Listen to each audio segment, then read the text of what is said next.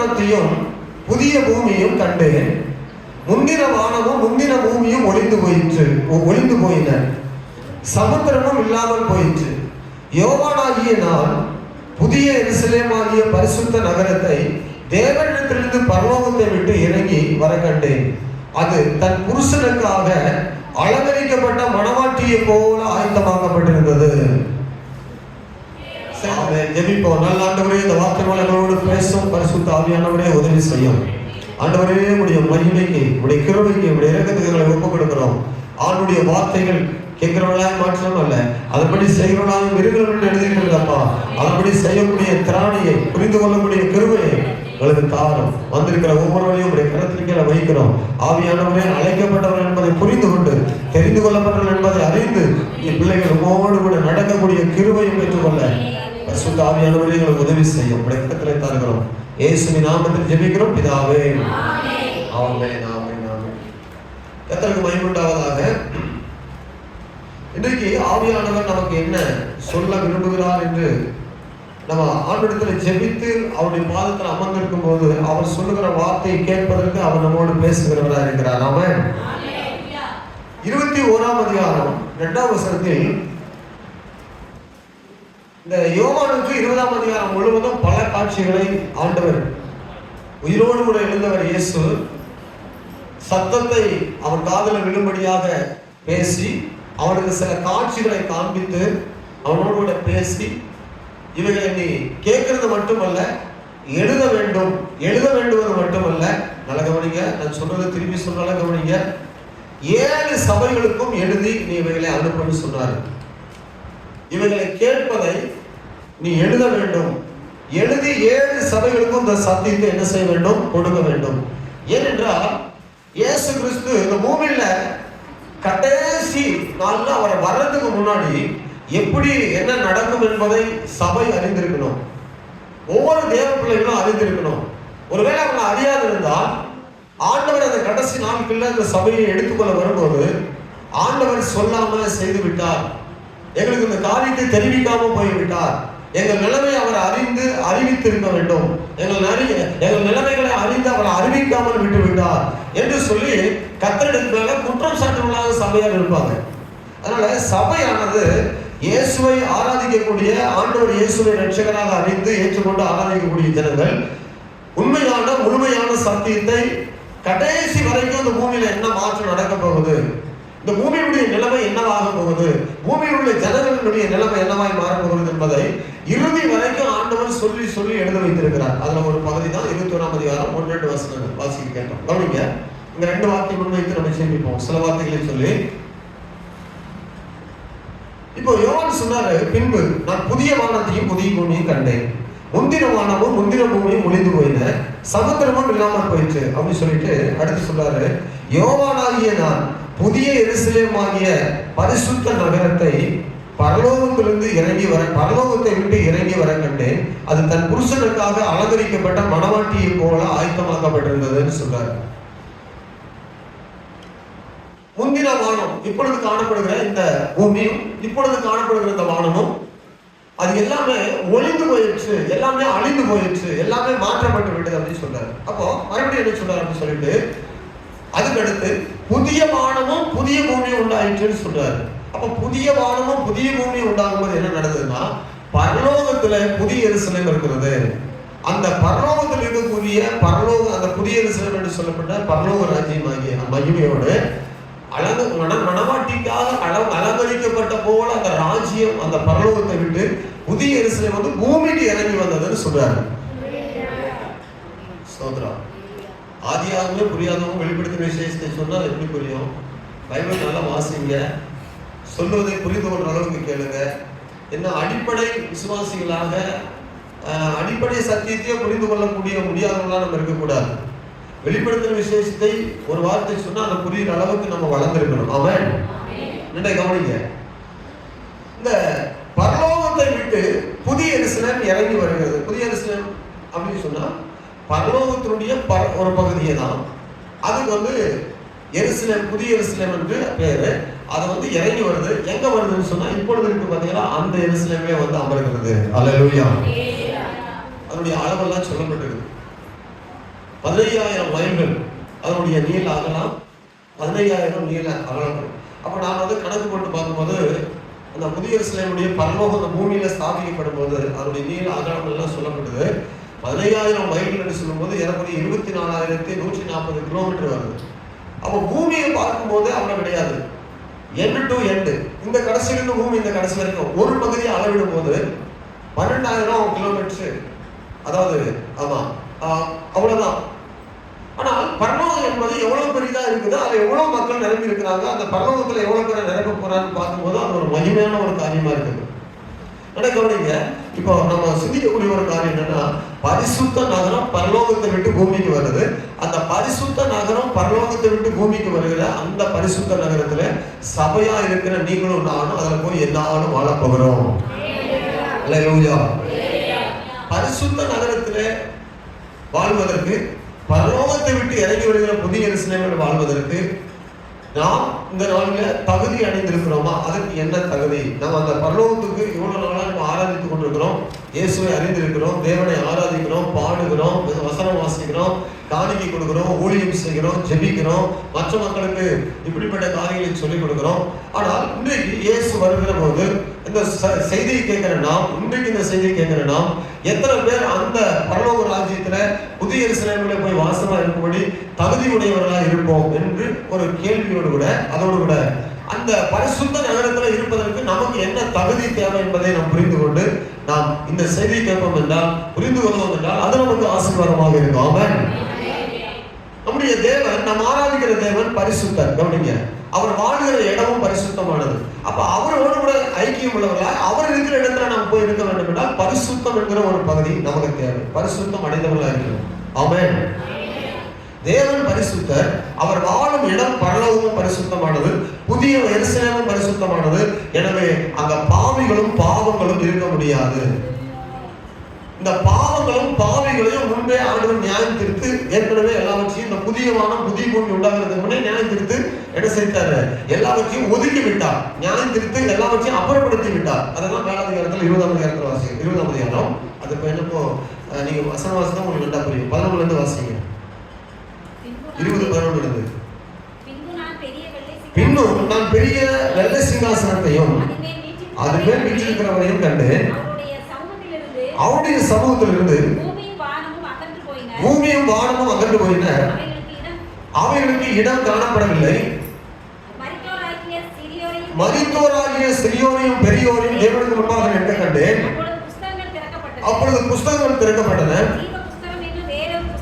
ஜீவ புஸ்தகம் என்னும் வேறொரு புஸ்தகமும் திறக்கப்பட்டது. அப்பொழுது அந்த புஸ்தகங்களில் எழுதப்பட்டவர்களின்படியே மரித்தோர் தங்கள் தங்கள் கிரியைகளுக்கு தக்கதாக நியாய தீர்ப்பு அடைந்தார்கள். சமுத்திரம் தன்னில் உள்ள மரித்தோரை ஒப்புவித்தது. மரணமும் பாதாளமும் தங்களில் உள்ள மரித்தோரை ஒப்புவித்தன. யாவரும் தங்கள் தங்கள் கிரியைகளின்படியே நியாய தீர்ப்பு அடைந்தார்கள். அப்பொழுது மரணமும் பாதாளமும் அக்கினி கடலிலே தள்ளப்பட்டன. இது 2ஆம் மரணம். ஜீவ புஸ்தகத்தில் எழுதப்பட்டவனாக காணப்படாதவன் எவனோ அவன் அக்கினி கடலிலே தள்ளப்பட்டான். இதுக்கு முன்பு அவன் நியாயத்திற்கு டோட்டலா உலகத்துல எல்லாம் முடிந்தது. பாவிகளையும் பாவத்தையும் பாவம் செய்யக்கூடிய சுபாவங்களையும் பாவம் நிறைந்து பாவத்தினால் தீட்டுப்படுத்தப்பட்ட வானத்தையும் இந்த பூமியையும் முற்றிலுமாக தேவன் அகற்றி நியாய தீர்ப்பை முடித்தார். இப்போ டோட்டலா இருக்கக்கூடியது பரலோகமும் பரலோகவாசிகள் மட்டும்தான்.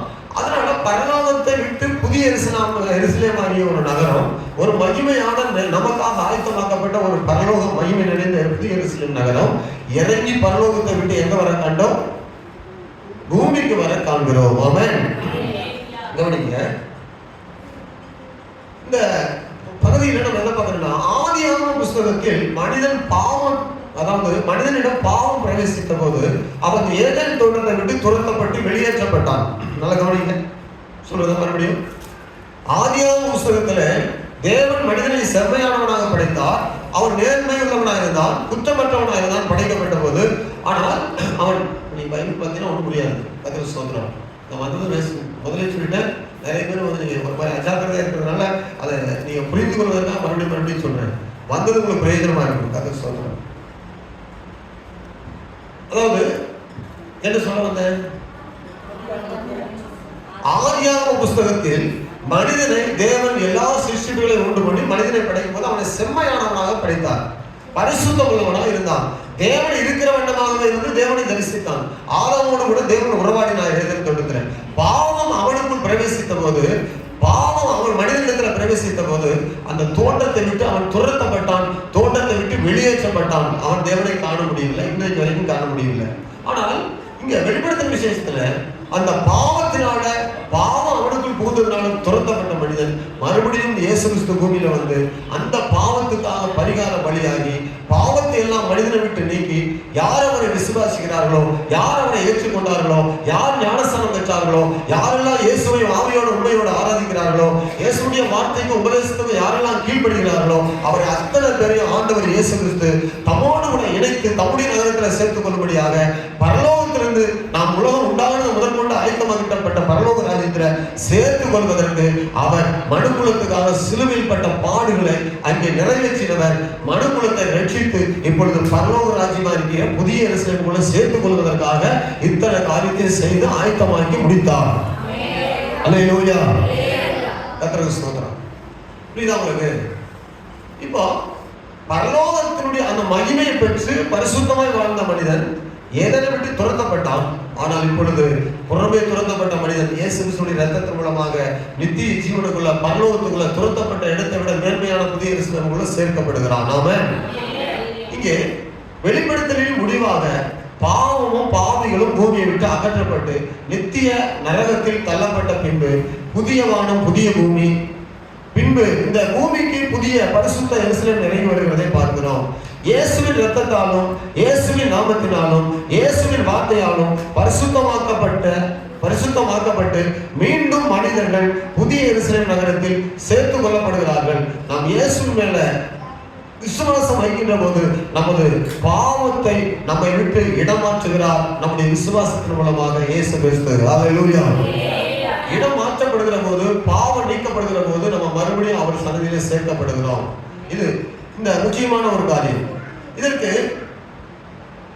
3 காரியம், அதாவது வேதாகமத்தில் ஆண்டவர் அடிப்படையாக சொன்ன சில காரியங்களை நம்ம அடிப்படையாக பெற்று இப்படி நம்ம பரிசுத்தமாக இன்றைக்கு வந்து நம்ம கவனிக்கக்கூடிய ஒரு காரியம் பரிசுத்தம். என்னது?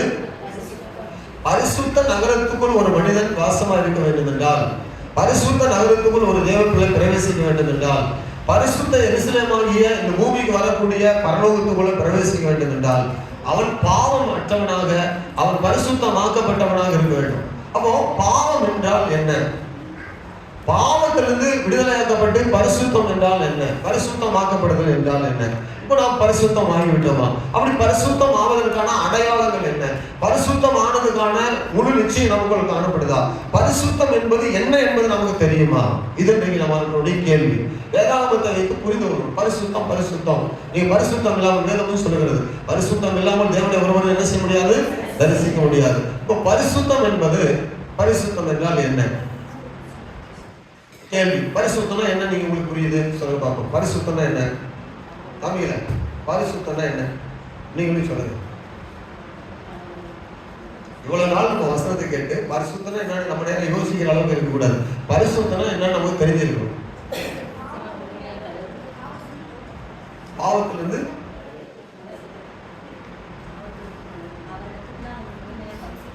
அவர் ரத்தத்தால் நம்மை பரிசுத்தமாகிட்டாரு. அது பரிசுத்தம். சரி, நீங்க சொல்றதெல்லாம் கொஞ்சம் கொஞ்சம் இருக்கும், இல்லாம இருக்காது. நீங்க சொல்றதெல்லாம் தவறு இல்லை. ஆனா நீங்க வந்து அதை முழுமையா உங்களுக்கு சொல்ல முடியும், கொஞ்சம் கொஞ்சம் சொல்றீங்க. என்னங்க கத்தருக்கு சொல்றோம். பரிசுத்தம் என்றால் என்னன்னு முதலாவது நம்ம தெரிந்து கொள்ளணும். பரிசுத்தம் என்பது இன்னைக்கு அநேகர் வந்து தவறாக புரிந்து கொள்கிற ஒரு காரியம். அதனால நிறைய பேர் அந்த பரிசுத்த வாழ்வுக்கான முக்கியத்துவம் என்னன்னு தெரியாததுனால அந்த பரிசுத்தத்தை நாடாம இருக்கிறாங்க. பரிசுத்தம் என்ன நிறைய பேருக்கு முழுமையா தெரியல.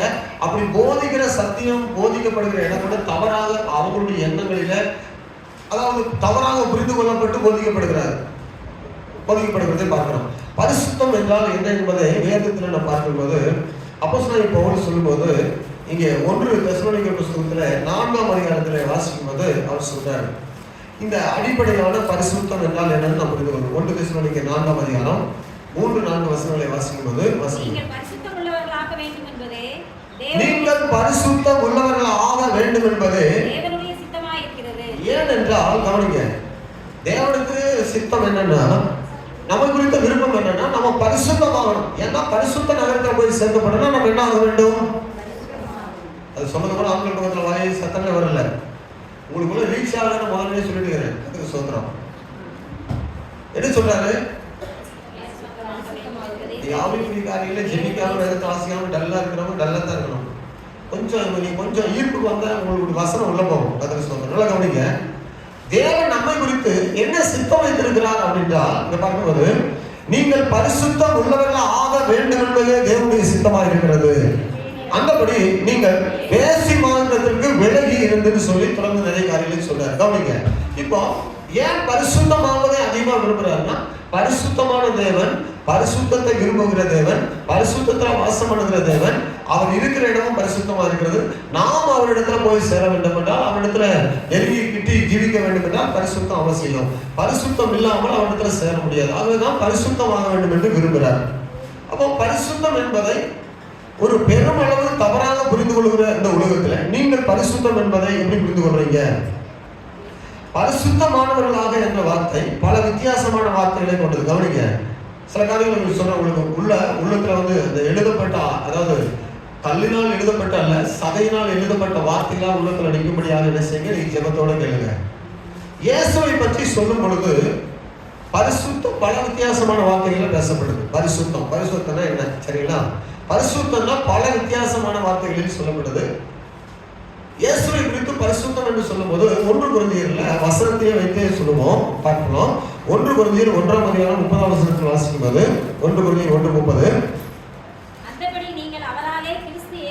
அந்தபடி நீங்கள் அவராலே கிறிஸ்துவுக்குள் கிறிஸ்து இயேசுவுக்குள் உட்பட்டிருக்கிறீர்கள்.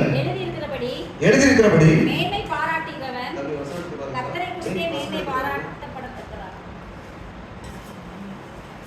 அவரே பரிசுத்தமும் நமக்கு மீட்புமானார்.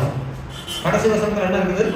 அவரே நீதியும், அவரே நமக்காக பரிசுத்தம், ஞானமும் நீதியும் பரிசுத்தம் மீட்பும். அப்ப பரிசுத்தம் என்றால் இயேசுதான் பரிசுத்தம். அல்லேலூயா. பரிசுத்தம் என்பது என்னன்னா இயேசு பரிசுத்தம் சொல்லப்படுது.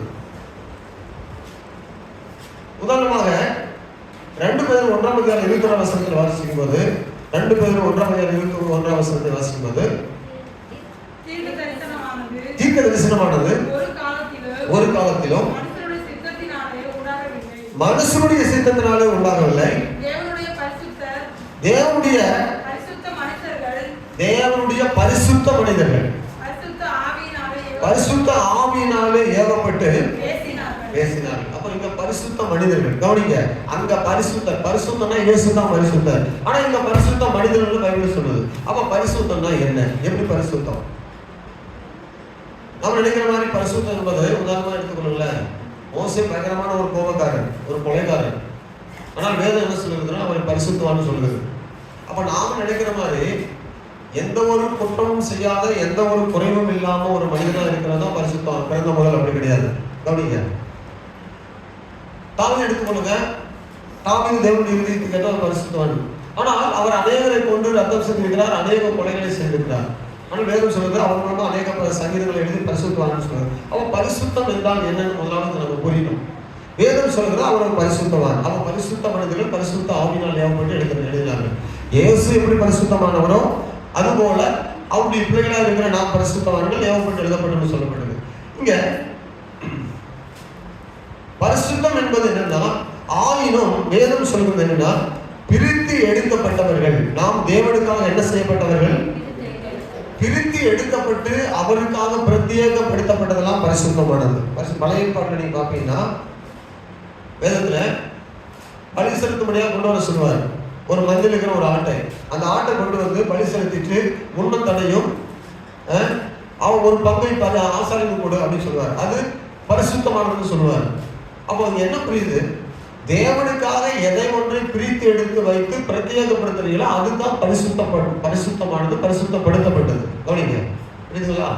பரிசுத்தம் என்பதற்கு முதல் அர்த்தம் என்னன்னா, நம்ம நினைக்கிற மாதிரி பல அர்த்தங்களை நிறைய பேர் பேசுகிற மாதிரி வைத்துக் கொண்டாலும், பல அர்த்தங்கள் இருந்தாலும், முக்கியமாக நாம் அறிந்து கொள்ள வேண்டியது, தேவனுக்காக பிரித்து எடுக்கப்பட்டு பிரத்யேகப்படுத்தப்பட்ட ஒவ்வொன்றும், அவருக்காக பிரித்து எடுக்கப்பட்ட ஒவ்வொன்றும் பரிசுத்தமானது. போஜன வழி எடுத்துக்கொள்ளும் போது உதாரணமா போஜன வழியில் என்ன சொல்லுவாருன்னா, போஜன வழிக்கான தானியத்தையும் மாவை கொண்டு வாங்கன்னு சொல்லுவாரு. இத்தனை மாவு கொண்டு வாங்க, அதில் ஒரு படி மாவு எடுத்து கொஞ்சம் எண்ணெய் எடுத்து பள்ளிவிடத்துல போட்டு நீங்க எரித்து விட வேண்டும் சொல்லுவாரு. மீதி உள்ளதை ஆசாரியனுடைய கருத்துல சொல்லி கொடுத்துட்டு இது போஜன வழியில் மகா பரிசுத்தமானதுன்னு சொல்லுவாரு. வாசிக்கிறோம் சரிங்களா? வசனத்தை எடுத்து விளக்கிறதுக்கு நம்ம நேரம் இல்லை. நான் வசனத்தை அப்படி சொல்லிட்டே இருக்கேன். பைபிள் நல்லா படிச்சிருக்கிறதுனால அப்படி சொல்லிட்டு பாருங்க, கவனிங்க. அப்போ மீதி உள்ளதும் மகா பரிசுத்தமானது போஜன பலி. அப்போ இது எப்படி வீட்டில் உள்ளதெல்லாம் பரிசுத்தமானதுன்னா தேவனுக்கு என்று பிரித்து எடுக்கப்பட்டு தேவ சன்னதியில் கொண்டு வந்து வைக்கப்பட்டதுனால இது பரிசுத்தமாக்கப்பட்டது. அல்லேலூயா. அதனால ஒரு விசுவாசி தேவனுக்காக பரிசுத்தமாக்கப்படுவது பரிசுத்த ஆவியானவர் அவருடைய வாழ்க்கையில செய்யும் செயலா இருக்குது. இந்த சத்தியம் மிகவும் முக்கியமான ஒரு சத்தியம். ஆமென். 3 காரியங்கள் பரிசுத்தத்துக்கான 3 காரியம். அதில் நான் 2 காரியம் இன்னைக்கு சொல்றேன். 2 காரியம் சொல்றேன். முதலாவது 3 விதத்துல பரிசுத்தத்தை நாம் பெற்றுக்கொள்கிறோம். அதில் இன்னைக்கு 2 காரியத்தை சொல்றேன். 3 விதத்துல பரிசுத்தத்தை நாம் பெற்றுக்கொள்கிறோம். முதலாவது பொசிஷனல் sanctification. பொசிஷனல் sanctification என்ன இப்பெல்லாம் சொல்லிட்டு வந்தோம் பாத்தீங்களா? புரியுதா உங்களுக்கு? பொசிஷனல் sanctification அப்படின்னா இது எப்படின்னா, இந்த பரிசுத்தத்தை முதலாவது நம்ம எப்படி பெற்று, அதாவது இயேசுவை இரட்சகராக ஏற்றுக்கொள்வதால் கிடைக்கும் பரிசுத்தமாக்கப்படுதல். கவனிங்க, கிறிஸ்து நமக்காக பரிசுத்தமாக்கப்பட்டார். தேவனுக்கு முன் கிறிஸ்துவுக்குள் நாம் ஏற்றுக்கொள்ளப்பட்டிருக்கிறோம். கிறிஸ்துவின் மேல் நாம் விசுவாசம் வைத்த வினாடியிலே எப்படி தேவனால் ஏற்றுக்கொள்ளப்பட்டோமோ அப்படியே நாம் கிறிஸ்துவுக்குள் எப்போதும் தேவனால் ஏற்றுக்கொள்ளப்படுகிறோம். நாம் யார் என்பதனாலே அல்ல, தேவன் நம்மை ஏற்றுக்கொள்ளவில்லை என்று சொன்னால் பரிசுத்தமாக இருக்க முடியாது. நம்ம தகுதி, நம்ம வீட்டு தகுதி, நம்ம ஊரு, நம்ம படித்தவங்க, படிக்காதவங்க, கிராமத்தை சேர்ந்தவங்க, பட்டணத்தை சேர்ந்தவங்க, அறிவுள்ளவங்க, அறிவற்றவங்க, அப்படி நம்ம இனம் பார்த்து நம்ம பரிசுத்தமாகல ஆக்கல. நாம் இயேசுவை ஏற்றுக்கொண்ட போது நம்ம யார் என்று பார்க்கல, இயேசுவை பார்த்து நம்ம ஆண்டவர் பரிசுத்தப்படுத்தியிருக்கிறார். உங்களை என்ன பார்க்கும்போது நீங்கள் பரிசுத்தவான்கள் என்று சொல்லும் போது ஆண்டவர் பார்க்கிற முதலாவது பார்வை யார் என்று சொன்னா கிறிஸ்துவை பார்க்கிறார். ஏன்னா அவர் தான் உங்களுக்காக எனக்காக பலியாகி அந்த பலியின் மூலமாக நம்ம உள்ளத்தில் அவரை ஏற்றுக்கொண்டதுனால இப்போ பிதாவாகி தேவனுக்கு முன்னால நாம் ஏற்றுக்கொள்ளப்பட்டிருக்கிறோம்.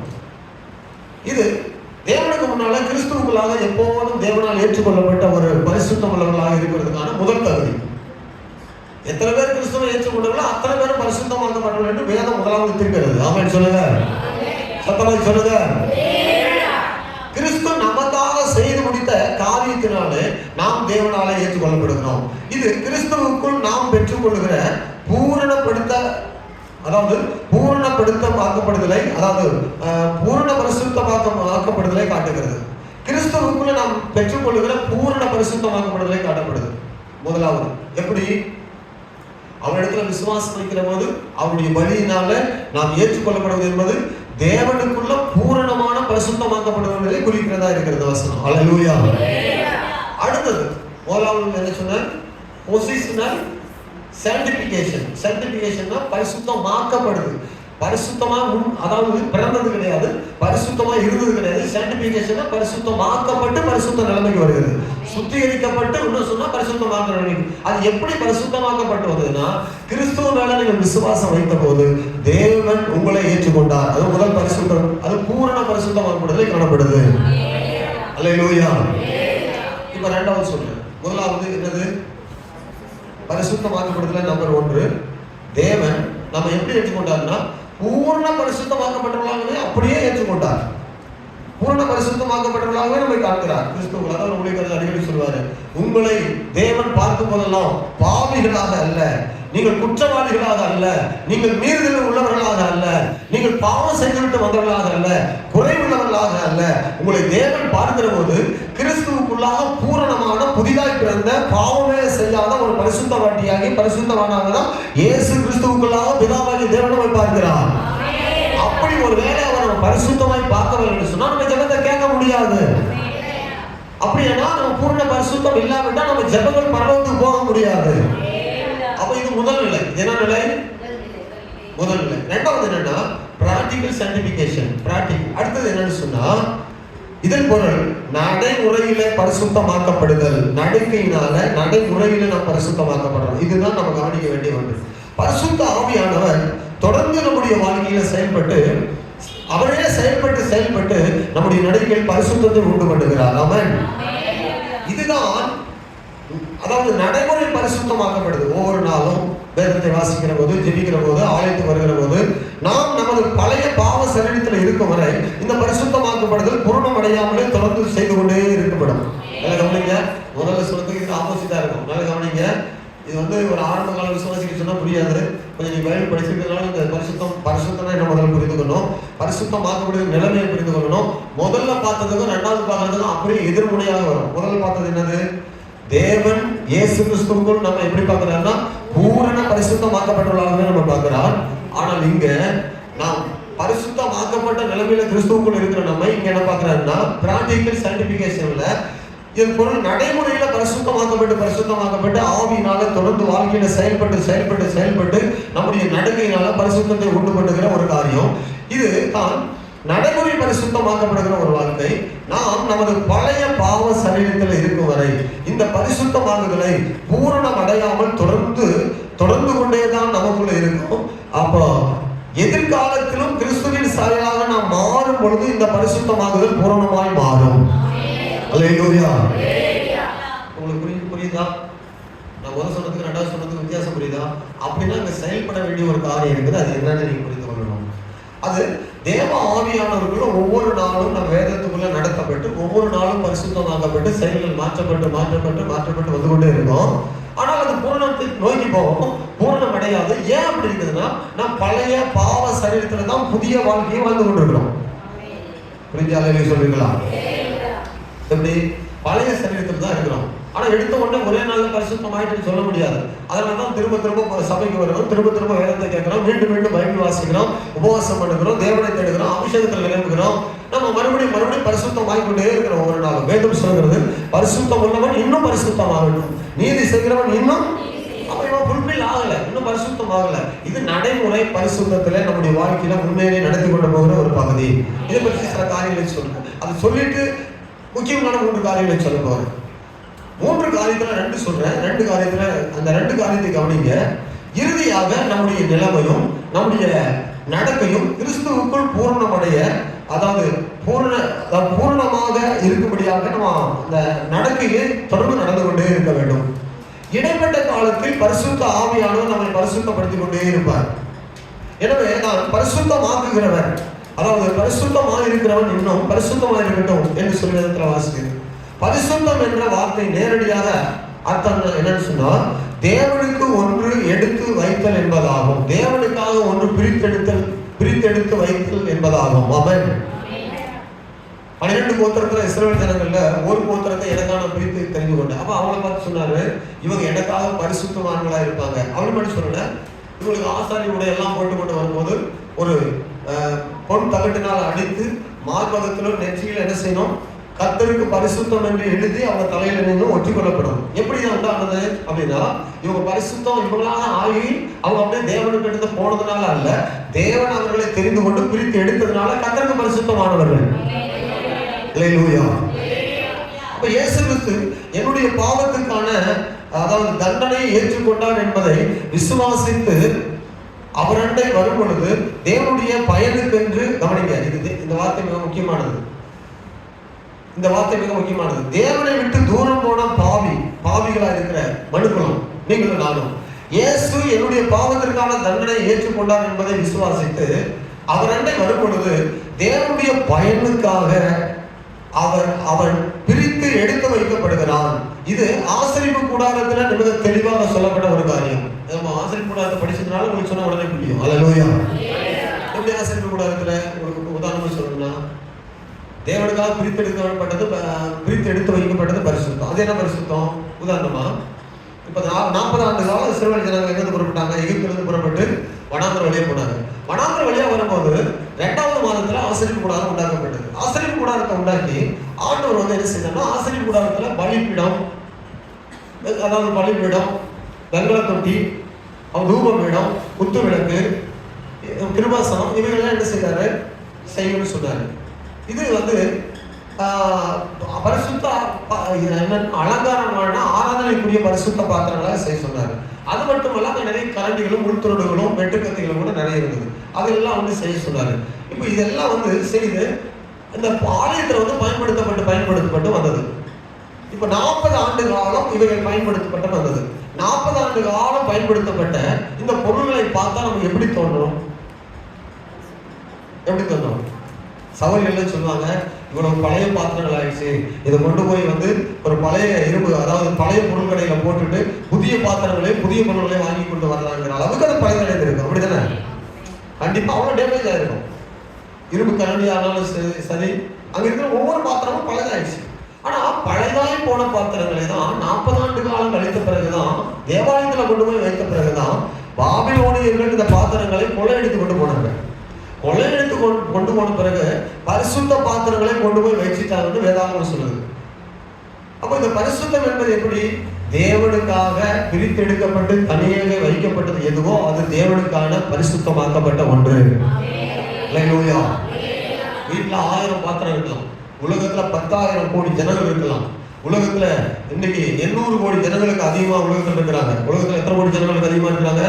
800 கோடி ஜனங்களுக்கு அதிகமா இருக்கிறாங்க உலகம் முழுவதிலும். ஆனால் கவனிங்க, அத்தனை கோடி ஜனங்களும் முக்கியம் அல்ல. அத்தனை கோடி ஜனங்கள் நடுவில் இருந்து சபைக்குள் உட்கார்ந்து தேவனை ஆராதிக்கிற பதிலா, நீங்கள் தேவனுக்காக பிரித்தெடுக்கப்பட்டவர்கள், நீங்கள் பரிசுத்த பாத்திரமானவர்கள். அல்லேலூயா. அப்போ நீங்க உடைந்து போன பாத்திரமோ, அழுக்கான பாத்திரமோ, விரும்பப்படாத பாத்திரமோ, பழைய பாத்திரமோ, அது எப்படிப்பட்ட பாத்திரமோ தெரியாது. சரிங்களா? விலை மதிக்க முடியாத ஒரு பொருளாக இருக்கிறது போல இருக்கிறதோ தெரியாது. ஆனால் தேவனுக்காக தெரிந்து கொள்ளப்பட்ட பாத்திரம் அனைத்தும் பரிசுத்த பாத்திரங்கள் என்று வேதம் சொல்லுகிறது. என்ன பார்க்கிறோம்? பின்னர் எல்லா உபகரணங்களையும் பாத்திரங்களையும் பழமையாய் போயிருந்த அந்த சூழ்நிலையில அவன் இப்படி சொல்லக்கூடிய ஒரு நிலைமையில இந்த சத்தியத்தை நம்ம ஒவ்வொருவரும் தெளிவாக புரிந்து கொள்ள வேண்டும். இதை தேவன் பரிசுத்த பாத்திரங்கள் என்றே அழைத்தார். என்ன என்று அழைத்தார்?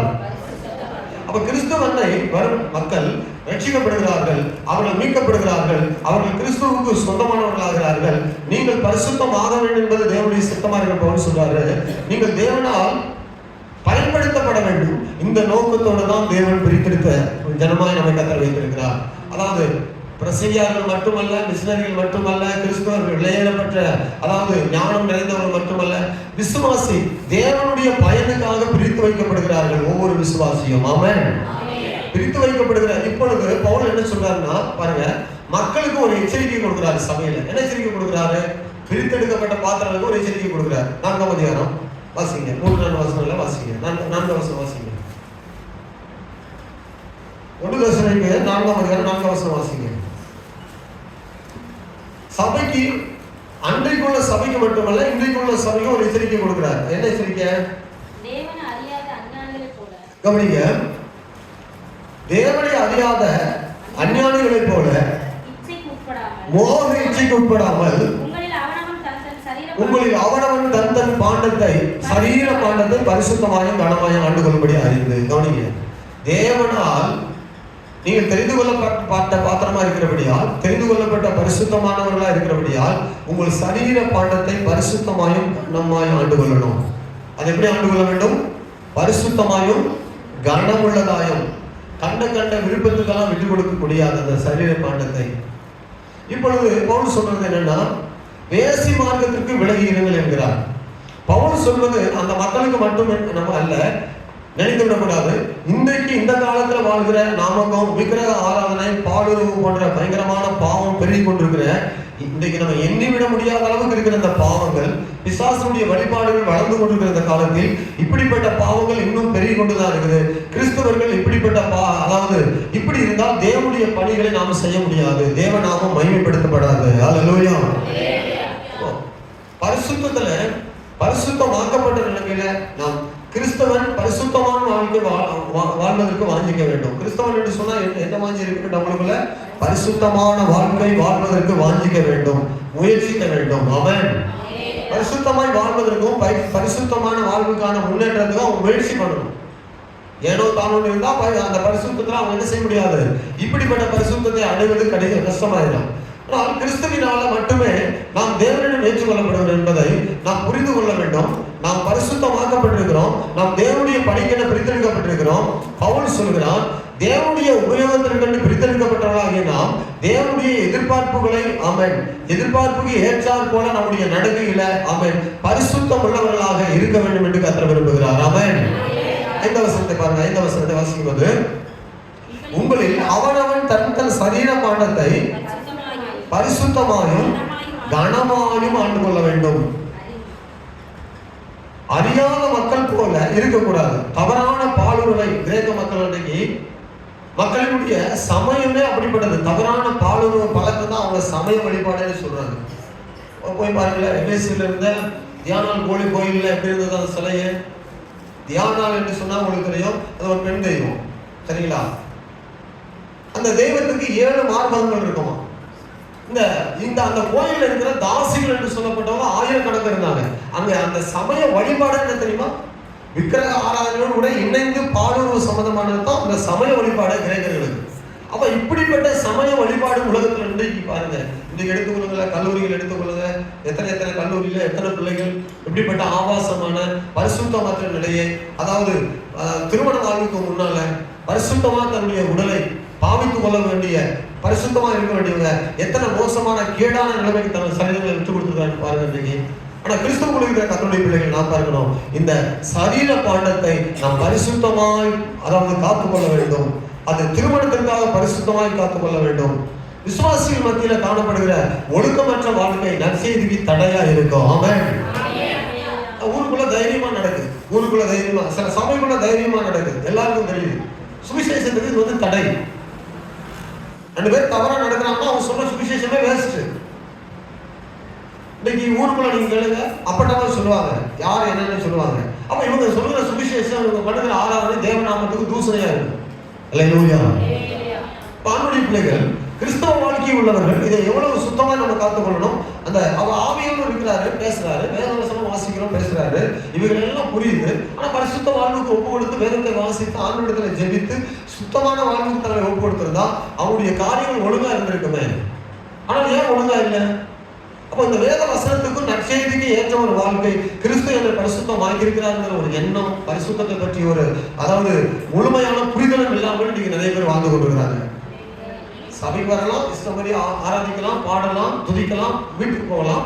ஆனால் வாழ்க்கையில நான் என்னுடைய ஜீவை எப்படி இருக்குன்னு சொல்லி புரிந்து கொள்ளாமலே போகிற ஒரு மனிதனை குறித்து கவனிக்க வேண்டும். பரிசுத்தம் அற்ற ஒரு வாழ்க்கை வாழ்ந்தால் தேவனுக்கு முன்பதாக அவர்கள் நிமித்தமாக சுவிசேஷத்துக்கு தடையா இருக்கும். அவர்கள் நிமித்தம் தேவநாமம் தூசிக்கப்படும். இக்காலத்தில் இப்படிப்பட்ட ஒழுக்கக்கேடான காரியங்கள் நமக்கு பெரும் அதிர்ச்சி கொடுக்கிறது மட்டுமல்ல, பெரும் தேசத்துல நிறைய அன்றைக்கு கல்லூரிகள் எடுத்துக்கொண்டா சோதம் குமார மாதிரி தான் இருக்குன்னு சொல்றாங்க. கல்லூரி பிள்ளைகளுடைய வாழ்க்கை கர்த்தரை ஸ்தோத்திரம். அல்லேலூயா. நிறைய கல்லூரி பிள்ளைகளுடைய வாழ்க்கை என்ன? சோதம் குமார மாதிரி தான் வாழ்றாங்க. தேவையற்ற எல்லா காரியங்களையும் இருந்திருக்கிறாங்க பிள்ளைகள். ஆனா உண்மையான அன்பு, உண்மையான அன்புக்கான அறிவு அவர்களிடத்தில் இல்லை.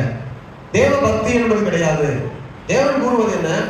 திருமண பந்தத்திற்கு ஒரு தேவ பிள்ளை எவ்வளவு ஒழுக்கம் உள்ளவர், ஒரு ஆணும் பெண்ணும் தன் உடலை பரிசுத்தமாய் காத்து வைத்திருக்க வேண்டுமோ அவ்வளவு சுத்தமாய் காத்து வைத்திருக்க வேண்டும். அல்லேலூயா. இங்க இன்னொரு சத்தியம் உண்டு. என்னன்னு சொன்னா, இந்த பரிசுத்தம் ஆக்கப்படுறதுல இன்னொரு காரியம், இளையகுமாரன் என்ன செய்யணும்னா தவறு பண்ணும்படியாக விழுந்து போனான். விழுந்து போனால் கூட நல்லா கவனிங்க, அங்க ஒரு காரியத்தை புரிந்து கொள்ளணும். அவன் விழுந்து போனவனா இருந்தால் கூட விழுந்து போன பன்றி கூட்டுக்குள்ளே ரொம்ப நாளா அவன் இல்லை. அவனுக்கு தெரியும், நான் ஒரு தகப்பனுடைய குமாரன், நான் பன்றி கூட்டுக்கு உரியவன் அல்ல, பன்றிகளோடு கூட வாழக்கூடிய பரிசுத்தமற்ற வாழ்க்கை அல்ல, நாற்றம் அடித்த ஒரு வாழ்க்கை கிடையாது. என் வாழ்க்கை இங்கு இருப்பது கிடையாது. என்னுடைய வாழ்க்கை குமாரன், நான் பிதாவுடைய அப்பாவுடைய வீட்டில் இருக்க வேண்டிய வாழ்க்கை. அவனுடைய மனம் திரும்பினான். அல்லேலூயா. அப்போ பரிசுத்தத்துக்கான மனம் திரும்புதல், பரிசுத்தத்துக்கான வாழ்வு. இன்னைக்கு என்ன பரிசுத்தம்? அனைவருடைய வாழ்க்கையில பரிசுத்தத்தை கெடுக்கக்கூடிய காரியங்கள் என்ன தெரியுமா உங்களுக்கு? என்னென்ன காரியங்கள் பரிசுத்தத்தை கெடுத்து கொண்டிருக்குது? இளையகுமாரன் போல போய் திரும்பி வராமல் எத்தனை பேர் பாவத்துக்குள்ளே வாழ்ந்து கொண்டிருக்கிறாங்க, உணர்வு இருக்கிறாங்க. வேதத்தை வாசிக்கும் போது அவளால் உணர்த்தப்பட முடியல, புரிந்து கொள்ள முடியவில்லை.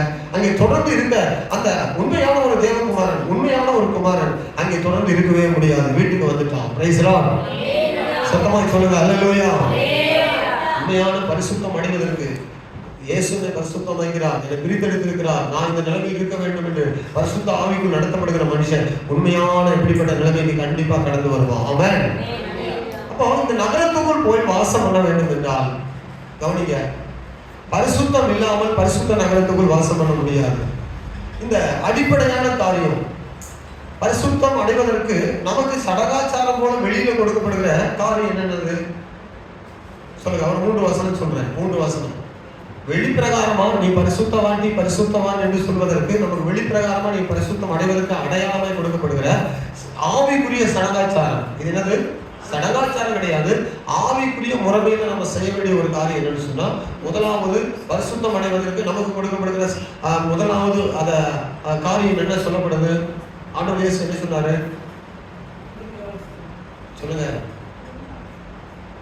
மார்க் 16:16 இதுதான் முதலாவது ஆண்டவர் சொன்னதான 16:16. ஒரு 3 வசனம் மட்டும் சொல்லி நான் ஜெபிக்க போகிறேன். கவனிங்க. இந்த பரிசுத்தமானதுல இன்றைக்கு நீங்க நம்ம எந்த அளவுக்கு விசுவாசம் உள்ளவன ஆகி ஞானஸ்நானம் பெற்றவன் ரட்சிக்கப்படுவான், விசுவாசியாதவனோ அதுதான் நாங்க பார்த்தோம். வெளிப்படுத்த விசேஷத்துல என்ன பார்த்தோம்?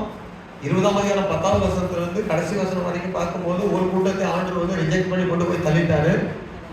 ஜனத்தில் உள்ளவர்களாலும் சரி, அக்னியில் உள்ளவர்களாலும் சரி, உயிரோடு கூட எழுப்பி வர வைத்து நியாயத்திற்கு கொடுத்து பழைய வானத்தையும் பழைய பூமியும் ஒன்றாக சேர்த்து கட்டி முழுமையாக நரகத்தில் கொண்டு போய் தள்ளிட்டாரு. அப்ப புதிய வானமும் புதிய பூமியும் உண்டாச்சு.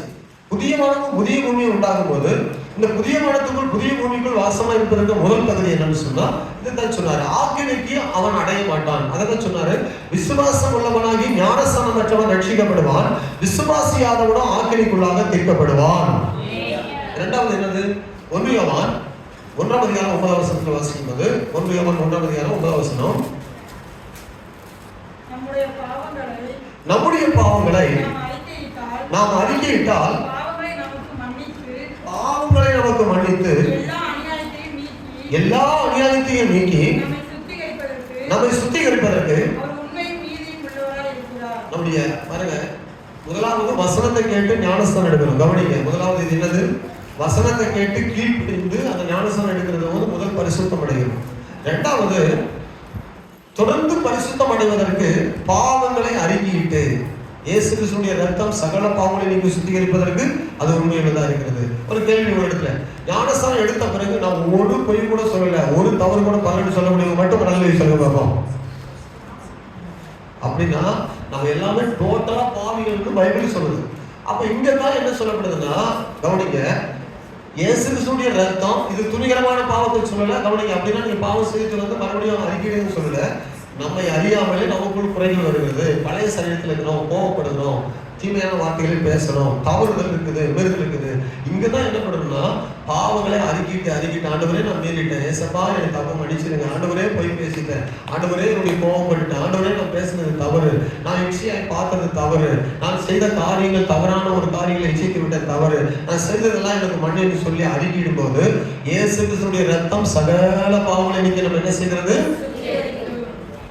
இந்த சான்டிபிகேஷன் தான் என்னன்னா பிராக்டிக்கல்ல வர முடியுது. ஒவ்வொரு நாளும் ஒவ்வொரு நம்முடைய ஆராதனையில வர முடியுது. ஆமென்.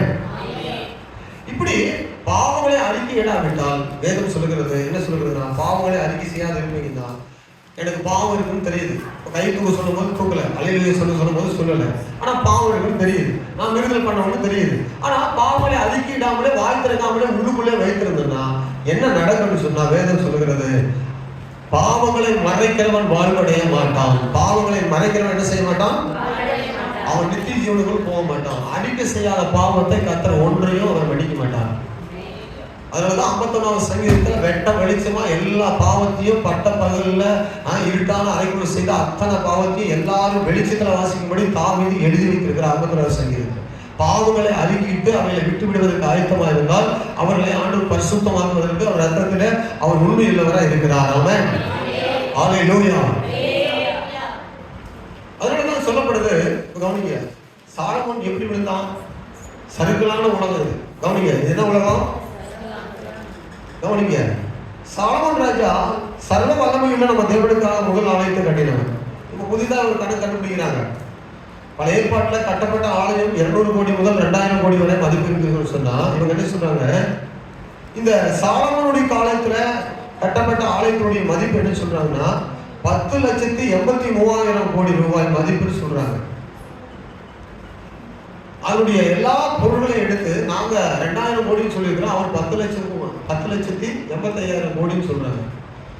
ஏன் தேவாலயத்துல இவங்க மகிமைப்படுத்திருந்தாங்க, அந்த அவ்வளவு விளையாடப்பட்டதா இருந்தது. இவங்க பொருளாதார அஸ்திபாரத்தை வைத்து அந்த ஆலயத்தை மேன்மைப்படுத்தினாங்க. ஆனா இயேசு என்ன சொன்னாரு? இந்த ஆலயத்தை இடித்து போடுங்கள் அப்படின்னு சொன்னாரு. இடித்து போடுங்கள் நான் என்ன செய்கிறேன்?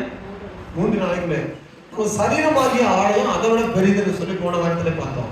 இந்த உலகத்தில் உள்ள எல்லா பொருட்களையும் கொட்டி சேர்த்து வைத்து ஒரு தராசுல வைத்து உங்களை ஒரு பக்கத்துல வைத்தாலும் எதற்கு எந்த எடைக்கு மதிப்பு அதிகம்னா ஒரு ஆத்மாவுக்கு தான் உலகத்தின் பொருளை பார்க்கலாம், எல்லா செல்வத்தை பார்க்கலாம் மதிப்பு அதிகம். அவன் இப்போ இன்றைக்கு சறுக்கலான உலகத்துல வாழ்கிற நாம் இந்த சாலமோனை பார்க்கிற போது தேவனுக்கு பிரியமா இருந்தார். ஆனால் அவருடைய ஆவிக்குரிய வாழ்க்கை மெல்ல மெல்ல மெல்ல சரிந்து இறுதியில் என்ன செய்தார்னா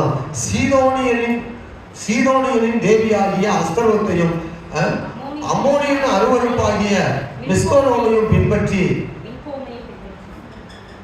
மில்கோமையும் பின்பற்றி போனான் என்று 1 ராஜாக்கள் 11:5 வாசிக்கிறோம். ஒரு மனிதனுடைய வாழ்க்கையில ஒரே நாளில் வந்ததல்ல, ஆரம்பத்தில் அவனுடைய மனம் தேவனிடத்தில் கிடைக்கும் சந்தோஷத்திலிருந்து கொஞ்சம் கொஞ்சமா விலக செய்யும். உலக காரியங்கள்ல கொண்டு போகும். சந்தோஷப்பட தோணும் போது உணவு, உல்லாசம், சம்பாத்தியம், பேர், புகழ், அறிவு, அழகு, அந்தஸ்து, இப்படி ஒண்ணா அதில் போயிட்டு மயங்கி என்ன செய்வான்னா உலகத்துல மயங்கி விடுவான். அப்ப பரிசுத்தம் என்பதை அவன் இழந்து விடுவான். அப்ப சருக்கான உலகத்துல இருக்கிற நாம் இந்த பரிசுத்தத்தை நம்ம பிராக்டிக்கலான அது சர்டிபிகேஷனை எப்படி காத்துக்கொள்ள வேண்டும் என்பது குறித்து கவனமா இருக்க வேண்டும். அல்லேலூயா. சத்தம் வரலையே? சத்தமாய் சொல்லுவோம். பரிசுத்தம் இல்லாமல் ஒருவேளை இந்த செய்தி உங்களுக்கு புரியுதோ புரியலையோ, ஏற்றுக்கொள்ள முடியலையோ, இந்த செய்தியுடைய அதாவது தார்மீக அதாவது உண்மையான கருத்து புரியுதோ புரியலையோ, ஆனா பரிசுத்தம் என்று ஒன்று உண்டு. அது உங்களுக்கு புரியலன்னா பரலோகத்துக்கு வருவது கஷ்டம். ஆமென். ஆனா நீங்க நிறைய இடத்துல என்னன்னா பரிசுத்தத்தை பத்தி போதிக்கிறதுல கேட்கறதுல ஜனங்கள் விருப்பம் இல்லாம இருக்கிறாங்க. ஜனங்கள் விருப்பம் இல்லாம இருக்கிறாங்கிறதுனால இயேசு கிறிஸ்து செய்தி குறைத்து கொள்ள மாட்டார். கவனிங்க, இயேசு கிறிஸ்து அதெல்லாம் ரத்தம் செஞ்சிருக்கிறார். அவர் என்ன செய்வார்? பரிசுத்தத்தை பத்தி சொல்லிக் கொடுப்பார். அல்லேலூயா. அப்போ இந்த சாலமோன் என்ன செய்தாரு? கொடுக்கப்பட்ட 10 கட்டளையும் மீறி அந்த பேர் புகழுக்காக அந்த சீதோனியனின் ராஜாவா இருந்த அந்த அவனுடைய மகளை திருமணம் செய்து, சக்கரவர்த்தியுடைய மகளை திருமணம் செய்து அவன் பக்கமா இருதயம் சாய்ந்து போய் கெட்டு மயங்கி மதிக்கேடான காரியங்களை செய்தான். பின்னாட்களில் ஒரு சிறையில் அடைக்கப்பட்டானாம். அவனோட மனநிலை பாதிக்கப்பட்டதாம். அவன் மனைவி வெறுத்துட்டான், பார்க்கவே கூடாது, நீ வராதுன்னு சொல்லிட்டானாம். அவன் சாகும் போது அவன் மனைவி மேல ரொம்ப வெறுப்புட்டு தான் செத்தான்னு சொல்லி சரித்திரம் சொல்லுது. என்னை ஆண்டவர் விட்டு பிரித்தீங்க, உனக்கு எனக்கு உறவு வேண்டாம், ரொம்ப வெறுத்தான்னு சொல்லி சரித்திரம் சொல்லுகிறது. அந்த அளவு வெறுப்படைந்து விட்டான். ஏன்னா என் மனதை இவ்வளவா தூரம் கொண்டு போனேன், இந்த மோசமான வாழ்க்கை இவ்வளவு தான் எனக்கு உண்டாச்சுன்னு உணர்வடைந்தான். பைத்தியக்காரனா மாறிட்டானா. அப்ப என்ன செய்யணும்? அப்படிதான் மாற முடியும். வேற என்ன செய்யறது? அசுத்தம் இல்லாமல் போகும்போது அசுத்தாவிகள் ஆதிக்கம் செய்யும் போது அப்படிதான் மாறுவாங்க. அவனுடைய பிள்ளைகளை கவனிங்க. டிவி பார்க்காதீங்க, சினிமா பார்க்காதீங்க, வேண்டாம், அடக்க ஒடுக்கமா ட்ரெஸ் உடுத்துங்க, கொஞ்சம் அப்படி இப்படியா உடை உடுத்துங்க, ஆடம்பரமான பண ஆசை இல்லாமல் தொழிலெல்லாம் செய்யுங்க இதெல்லாம் உபதேசம் பண்ணும்போது இன்றைக்கு சபைக்கு இதெல்லாம் அந்நிய காரியமா தெரியுது. என்னவா தெரியுது? இதெல்லாம் அந்நிய காரியமா தெரியுது நிறைய பேருக்கு. நல்லா கவனிங்க. கொஞ்சம் அதை கொடுத்தாதீங்க, இது என்ன சொல்றாங்க, அந்நிய காரியமா தெரியுது. ஆனா இதுல மயங்கிட்டீங்கன்னா ரொம்ப கஷ்டம். சாலமோனே விழுந்து போனான். அப்ப ஆண்டுடைய பிள்ளைகள், உங்களுடைய பரிசுத்தத்துல எந்த நிலைமையில் இருக்கிறீங்க? பரிசுத்தத்துல கர்த்தருடைய வருகைக்கு அல்ல அவருடைய சமூகத்துக்கு போகும்போது நீங்கள் நிற்கத்தக்க பரிசுத்தம் இருக்கிறதா? அல்லேலூயா. இதுதான் பேதுரு சொல்லும்போது சொல்றாரு, நீங்கள் இப்பொழுது நாம் அடைய வேண்டிய காரியம் 2 பேர் 3ஆம் அதிகாரம் 9ஆம் வசனத்திலிருந்து வாசிக்கும் போது 2 பேர் 3:9 வாசிக்கும் போது தாமதிக்கிறார் என்று சிலர் எண்ணுகிறபடி கர்த்தர் தமது வாக்குத்தத்தத்தை குறித்து தாமதமாக இராமல் ஒருவரும் கெட்டு போகாமல் எல்லாரும் மனம் திரும்ப வேண்டும் என்று விரும்பி நம்மை நீடிய பொறுமையுள்ளவராக இருக்கிறார். கர்த்தருடைய நாள் இரவிலே திருடன் வருகிற விதமாய் வரும். அப்பொழுது வானங்கள் மடமடம் என்று அகன்றுவோம், பூதங்கள் வெந்து உருகி போவோம். 1 பேதுரு 3ஆம் அதிகாரத்துல 10ஆம் வசனத்தை வாசித்தோம். வானங்கள் மடமடம் என்று அகன்று போவோம், பூதங்கள் வெந்து உருகி போவோம், பூமியும் அதில் உள்ள கிரிகளும் எரிந்து அழிந்து போவோம். இப்படி இவைகள் எல்லாம் அழிந்து போகிறதா இருக்கிறபடியா நீங்கள் எப்படிப்பட்ட பரிசுத்த நடக்கையும் தேவ பக்தியும் உள்ளவர்களாக இருக்க வேண்டும். கவனிங்க, இது எல்லாம் இப்படி அழிந்து எரிந்து சாம்பலாக போகிறபடினால் இந்த பூமிக்கு மேல இருக்கிற உங்களுடைய இந்த கனவு காட்சியான வாழ்க்கை எப்படிப்பட்டதா இருக்கணும் அப்படின்றதை சொல்றாரு. அதனால மிகவும் பரிசுத்தமும் எப்படிப்பட்ட பக்தியும் பரிசுத்தமும் நடுக்கம் உள்ளவர்களாக இருக்க வேண்டும் என்று சொன்னாரு. அடுத்தது, தேவனுடைய நாள் சீக்கிரமாய் வரும்படிக்கு மிகுந்த ஆவலோடு காத்திருங்கள். அந்த நாளிலே வானங்கள் வெந்து அழிந்து பூதங்கள் எரிந்து உருகி போகும். அவருடைய வாக்குத்தத்தத்தின்படியே நீதி வாசமாக இருக்கும். புதிய வானங்களும் புதிய பூமியும் உண்டாயிருக்கும் என்று காத்திருக்கிறோம். ஆகையால் பிரியமானவர்களே, இவைகள் வர காத்திருக்கிற நீங்கள் கரையற்றவர்களும் பிழையில்லாதவர்களுமாக சமாதானத்தோடு அவர் சன்னதியில் காணப்படும்படி ஜாக்கிரதையா இருங்கள் என்று சொல்லப்பட்டிருக்கிறது. ஆமென். பரிசுத்தத்துல எவ்விதமான பக்தியும் நடந்திருக்கணும் சொல்லுங்க. உடலை இஷ்டம் போலலாம் என்னன்னு தெரியல, எனக்கு நான் அந்த செய்திக்கு போகவே இல்லை, போகவும் அதில் நான் விருப்பப்படலை. ஆனால் ஆவியானவர் சொன்னது என்னன்னா, உங்க இஷ்டமா உங்க உடலை வந்து இஷ்டம் போல, அதாவது ஆடம்பரத்துக்கும் அலங்காரத்துக்கும் விட்டு கொடுத்தது தேவ சமூகத்தில் போயிட முடியுமா? அதனால எவ்வளவு பக்திக்குரியவர்களா இருக்கணும், எவ்வளவு பயபக்தியோடு நடக்கணும்னு வேதம் சொல்லுறது. அப்ப அவனுடைய வார்த்தையை கேட்கிற கர்த்தருடைய பிள்ளைகள் பயபக்திக்குரியவர்களா இருந்து நடக்க வேண்டும். ஆமென். வசனத்தை கேட்டுட்டு யாருக்கும் சொல்றாங்க வேண்டாம் வெறுப்பா கேட்டு அப்படியே போகக்கூடாது. அப்படி போகலாம் இருந்தா நம்ம பயபக்தியான நடக்கை வீணாகி விடும். ஆமென். அல்லேலூயா. 3 பாவங்கள் தான் ஒரு மனிதனை மோசம் போகுது. மொத்த பாவத்துக்கும் 3 காரணிகள் தான், 3 வழிகள் தான். ஒன்று சாத்தான், இன்னொன்று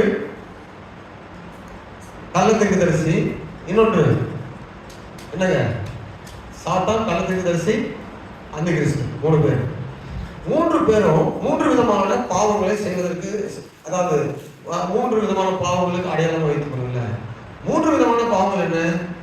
ஜீவனத்தின் பெருமை, கண்களின் இச்சை, ஜீவனத்தின் பெருமை, மாம்சத்தின் இச்சை. இந்த 3 பாவங்கள் தான் மொத்த சரீரத்துக்கும் எல்லா விதமான கேடான காரியங்களுக்கும் வருது. இந்த 3 ஒரு இச்சையில தான் ஆரம்பிக்குது. அப்ப இப்படிப்பட்ட காரியங்களை நமக்கு ஒரு இச்சை இருக்கும் என்றால் அது பாவமா இருக்கும். இப்படிப்பட்ட இச்சையான பாவத்தை வெறுத்து அல்லது நம்ம நடக்கையில பரிசுத்தமாகிற ஒரு வாழ்வுக்கு நம்ம வர வேண்டும். ஆமென். ஒரு வாட்ஸ்அப்ல கொஞ்ச நாளைக்கு முன்னாடி ஒரு நிமிட செய்தியில நான் கேட்டேன். நீங்க எத்தனை பேர் கேட்டீங்கன்னு தெரியல.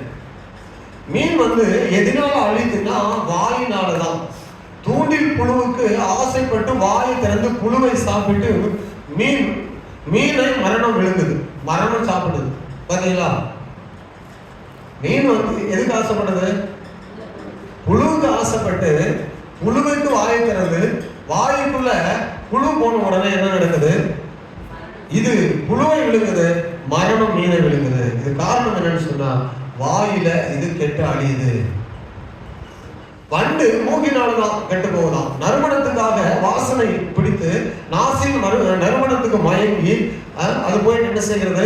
ஒரு செடியினுடைய அந்த குறுக்கு இருக்குல்ல, அதனுடைய நுனி பகுதி, அதுக்குள்ள எல்லாம் போய் உட்காரணும். இதுக்குள்ள மூடி அதுக்குள்ள அப்படியே செத்து போய் பல நாட்களுக்கு பிறகு என்ன செய்யும்? சில பூக்கள்ல நீங்க வண்டு செத்து போய் இருக்கிறத பார்ப்பீங்க.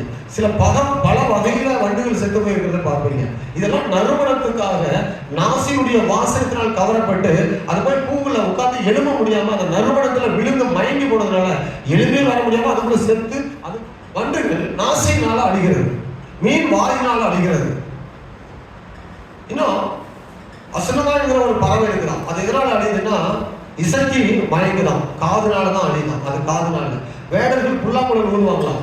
இந்த பறவையுடைய இறைச்சி பிடிக்கிற அந்த கறி சாப்பிடணும்னு ஆசைப்படுறவங்க வேடர்கள் புல்லாங்குழல் ஊதுவாங்களாம். புல்லாங்குழல் ஊதும் போது இந்த இசைக்கு அப்படியே அது மயங்கி மேல தலைக்கு மேலே ரவுண்ட் அடிச்சிருக்குமா.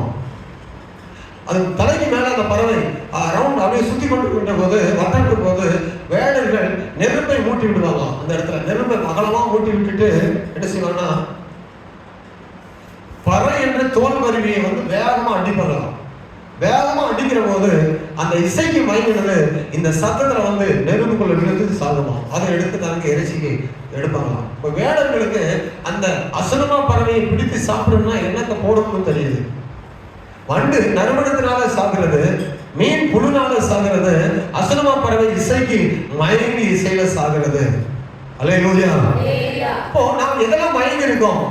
நம்முடைய மயக்கம் எதெல்லாம் இருக்குது? ஆளுக்கே வர முடியல, எல்லாம் மயங்கி இருக்கிறீங்க. வீட்டுல மயங்கிட்டீங்களா, பொன்பொருள்ல மயங்கிட்டீங்களா, சொந்த பந்தங்கள்ல மயங்கிட்டீங்களா, உறவுகள்ல மயங்கிட்டீங்களா, இல்ல அவங்க கூட கதை பேசுறதுல மயங்கிட்டீங்களா? ஆளுக்கே வர முடியலையே.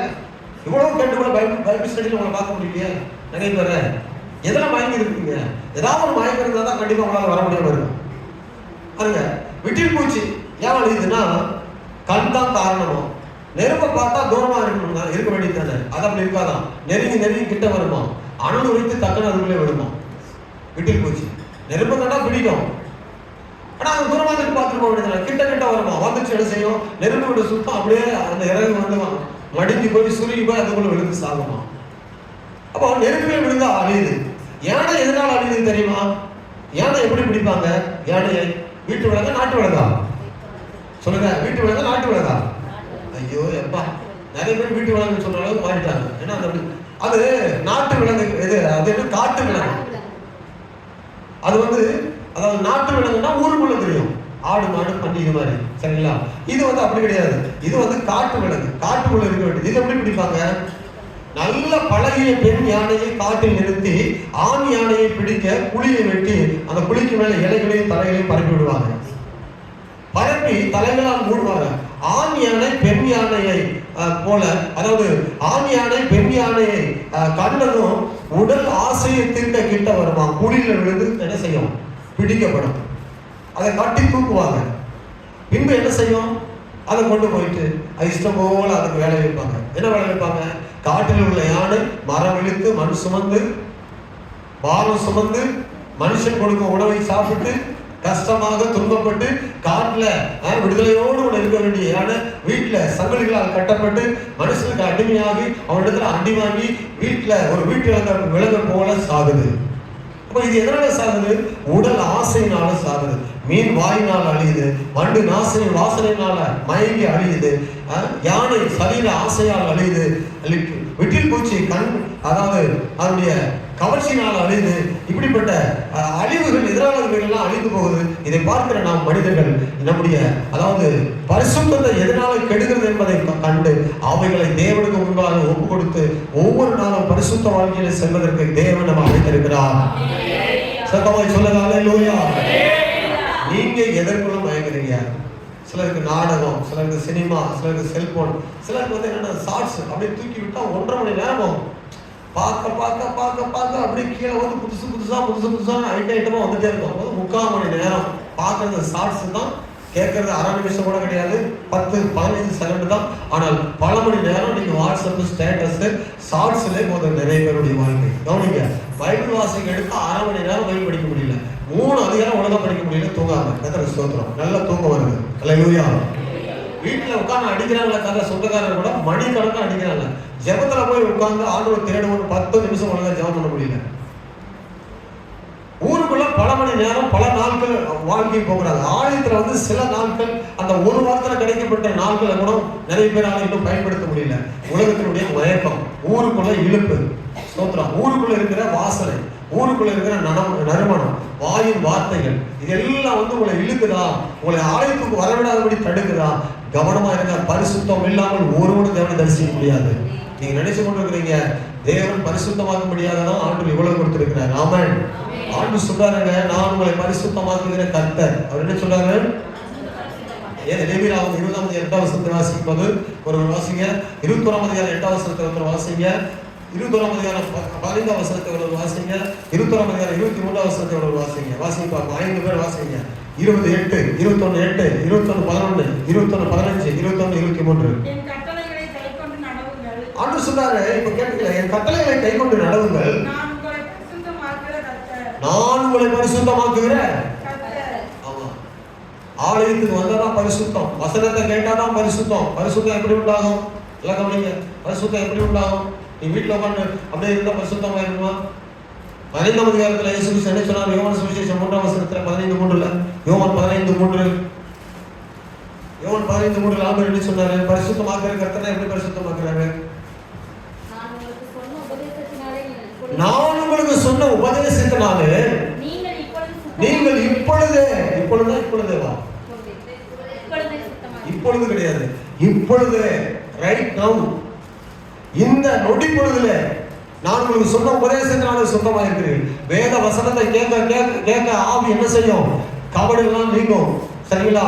எல்லா விதமான கசப்பும் ஆவியில போகும், இறுதியில் இருக்கிற வைராகியம் மாறும், பாவத்தன்மைகள் இச்சைகள் வேத வசனத்தை கேட்கும் போது அழியும். இது தவறுன்னு புரியும். வேத வசனத்தை கேட்காவிட்டா அது புரியாது. அல்லேலூயா. வேத வசனத்தை கேட்கதான் பரிசுத்தம் அடைய முடியும். ஆண்டவர் சொல்றாரு, இப்பொழுது நான் சொன்ன உபதேசத்தினால நீங்கள் அப்போ இந்த ஆண்டவருடைய வசனம் நம்மை பரிசுத்தமாக்குது, ஆண்டவர் இயேசு கிறிஸ்துவின் ரத்தம் நம்மை பரிசுத்தமாக்குது, ஆண்டவருடைய உபதேசம் நம்மை பரிசுத்தமாக்குது. இவைகள் எல்லாம் கேட்டு இவைகள் எல்லாம் நம்ம நடந்து வரும்போது நீங்கள் அங்க சொல்லப்படுது, நீ உன்னிலே பழுதொன்றும் இல்லை, நீ பூரண ரூபவதி. வேதம் சொல்லுகிறது உன்னிலே என்ன இல்லை, பழுதொன்றும் இல்லை, நீ பூரண. அது மட்டுமல்ல, 45வது சங்கீதத்தில் சொல்லப்படுது உள்ளாக அவனுடைய அழகு என்ன சொல்லப்படுது, உள்ளாக என்ன அழகு சொல்லப்படுது 45வது சங்கீதத்தில். அப்பொழுது ராஜா பரிசுத்தம் அடைகிற நீ உன் அழகில பிரியப்படுவார், அவர் உன் ஆண்டவர், ஆகையால் அவரை பணிந்து கொள். உள்ளாக பூரண மகிமை உள்ளவர். நல்லா கவனிங்க, இருதயத்துல எல்லா இச்சைகளும், இருதயத்துல எல்லா கபடும், இருதயத்துல எல்லா பொறாமையும், இருதயத்துல எல்லா போட்டியும், எல்லா அசுத்தமான வார்த்தைகளும் உதடுகளில் பேசிக்கொண்டு இருப்போம்னு சொன்னா, இருதயத்துல சுத்தம் இல்லாம இருந்தா உள்ளாக பூரண அழகா ஆண்டு பார்க்க முடியாது. உன் ஆண்டவர் உன் அழகில பிரியப்பட முடியாது. அவர் உன் ஆண்டவர், ஆகையால் அவரை நீ பணிந்து கொள்ள வேண்டும். கவனிங்க, அல்லேலூயா. நீங்க நிறைய பேர் இஷ்டப்படியா வாழ்ந்து பழகிட்டீங்க. நிறைய பேர் நீங்க என்னன்னு தெரியல, ஆண்களுக்கு ஞானஸ்தானம் கொடுக்கும்போது நிறைய பேருக்கு கவனிங்க, முதலாவது சர்ச்சையில் என்னது, ஞாயிற்றுக்கிழமைனா வரணும், பைபிள் ஸ்டடி என்ன வரணும், உபவாச ஜெபம்னா வரணும். அதாவது உங்களுக்கு நேரம் கிடைக்கலாம் வராதுக்கு உங்களுடைய காரியங்கள் அவனுடைய காரியம், சரிங்களா? இது அடிப்படையாக எல்லாருக்கும் கற்றுக் கொடுக்கப்படுது. எது? பைபிள் தினமும் வாசிக்கணும், தினமும் நீங்க ஜெபிக்கணும், கொஞ்ச நேரமாவது காலையில் எழுதி. யூதர்கள் 3 நேரம் ஜெபிக்கிறாங்க, 3 நேரம் வேதம் வாசிக்கிறாங்க. ஒரு நாளைக்கு 7 தடவை அவங்க துதிக்கிறாங்க யூதர்கள். ஆனால் யூதர்களை விட நம்ம வைராக்கியம் உள்ளவர்கள். இயேசு தம்முடைய இரத்தத்தால் மீட்டிருக்கிறார். அப்போ 3 நேரம் நம்ம பைபிள் வாசிக்கணும்.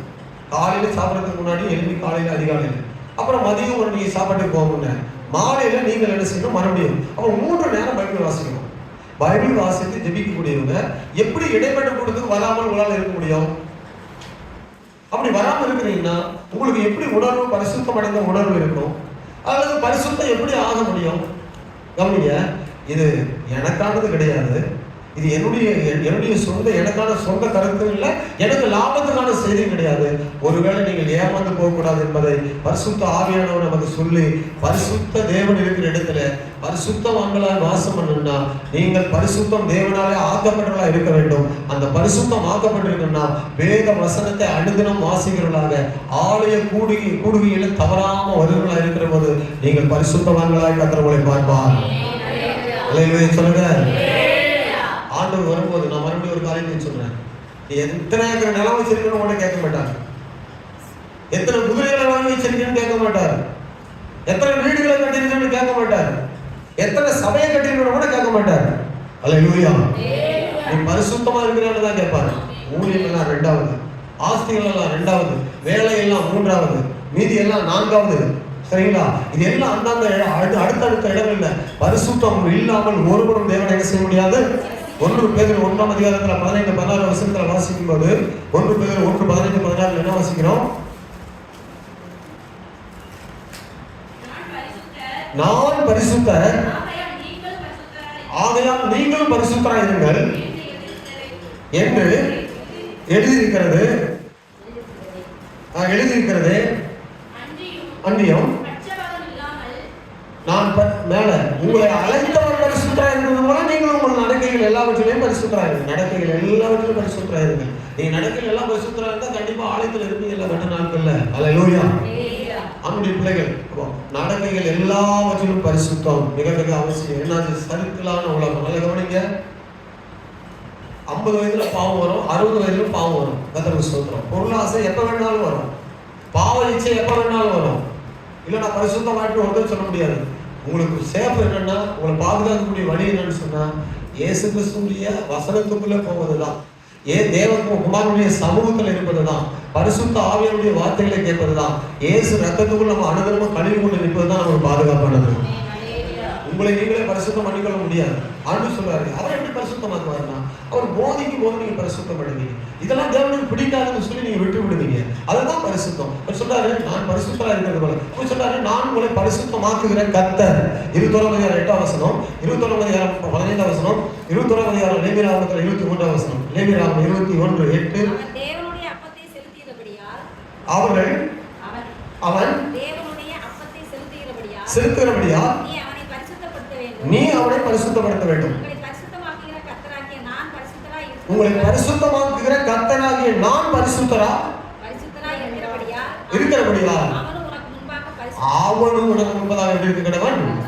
நான் உங்களை பரிசுத்தமாக்குற கர்த்தர். நான் பரிசுத்தரா இருக்கிறதுனால உங்களை பரிசுத்தமாக வேண்டும் சொல்றேன். இதுலதான் அவர் சொன்னாரு, எமர்சன் சொல்லி நினைக்கிறேன். அவர் தான் சொன்னாரு, ஏன் இன்னைக்கு உலகத்தில் அதிகமான தெய்வங்களை மனிதர்கள் உண்டு பண்ணுகிறார்கள். எமர்சன் என்கிற ஒரு ஊழியக்காரர் சொல்லும்போது சொல்றாரு, மக்கள் ஏன் அதிகமான தெய்வங்களை பின்பற்றி போறாங்க. அவங்க செய்து வைக்கிற தெய்வம் அவர்களை போலவே அவங்களே ஏற்றுக்கொள்ளக்கூடிய பாவத்தோட இருக்குதான். அவங்க எப்படி பாவங்களா இருக்கிறாங்களோ அப்படியே அந்த தெய்வமும் பாவமா இருக்கிறதுனால அவங்களை ஏற்றுக்கொள்ளுதான். ஆனா நம்முடைய தெய்வம் அப்படி கிடையாது.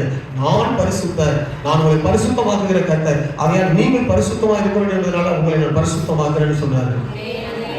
நாம் ஆராதிக்கிறது ஏன் இயேசுவிடத்தில் அநேகரால் வர முடியல. இயேசு எல்லாருக்கும் தெரியும், பிடிக்கும், ஆண்டவர்கள் தெரியும். ஆனா ஏன் அநேகரால் வர முடியல, இருக்க முடியலன்னா பாவத்தோடு வாழ்கிறவன் இயேசுவோடு கூட இருக்க முடியாது. இந்த தேவனை நேசிக்கணும். இவருக்காக நம்ம நேசித்தாதான் பாவம் செய்யாம இருக்க முடியும். பாவம் செய்யாம இருந்தா தான் பரிசுத்த தெய்வத்தோடு வாசம் பண்ண முடியும். பரிசுத்த தெய்வத்தோடு வாசம் பண்ணினாதான் தொடர்ந்து நம்ம அவரோடு கூட நடக்க முடியும். நடந்தாதான் நித்தியத்துல போய் சேர முடியும். ஹல்லேலூயா.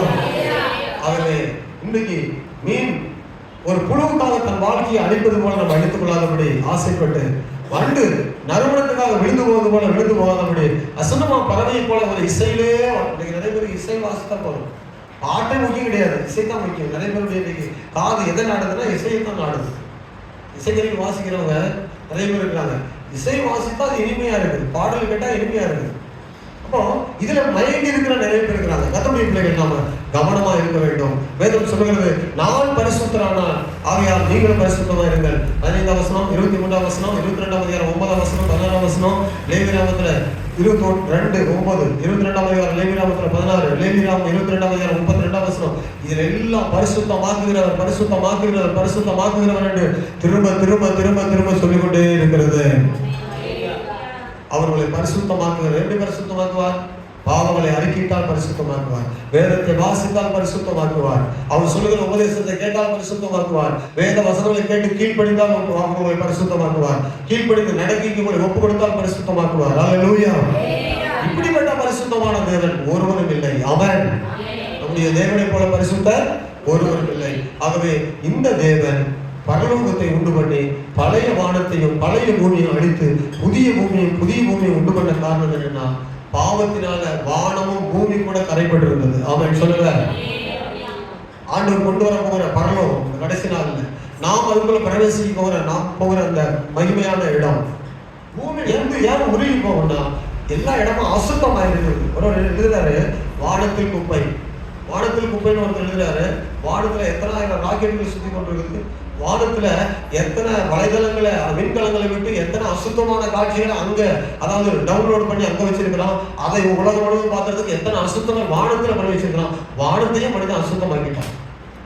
பூமி ரத்தத்தினாலும் வெறியினாலும் பாவத்தினாலும் சண்டையினாலும் யுத்தத்தினாலும் அகோரங்களினாலும் சத்தத்தினாலும் பூமி அப்படி நிறைந்திருக்குது. வானத்தை பார்க்கும்போது அப்படி நிறைந்திருக்குது.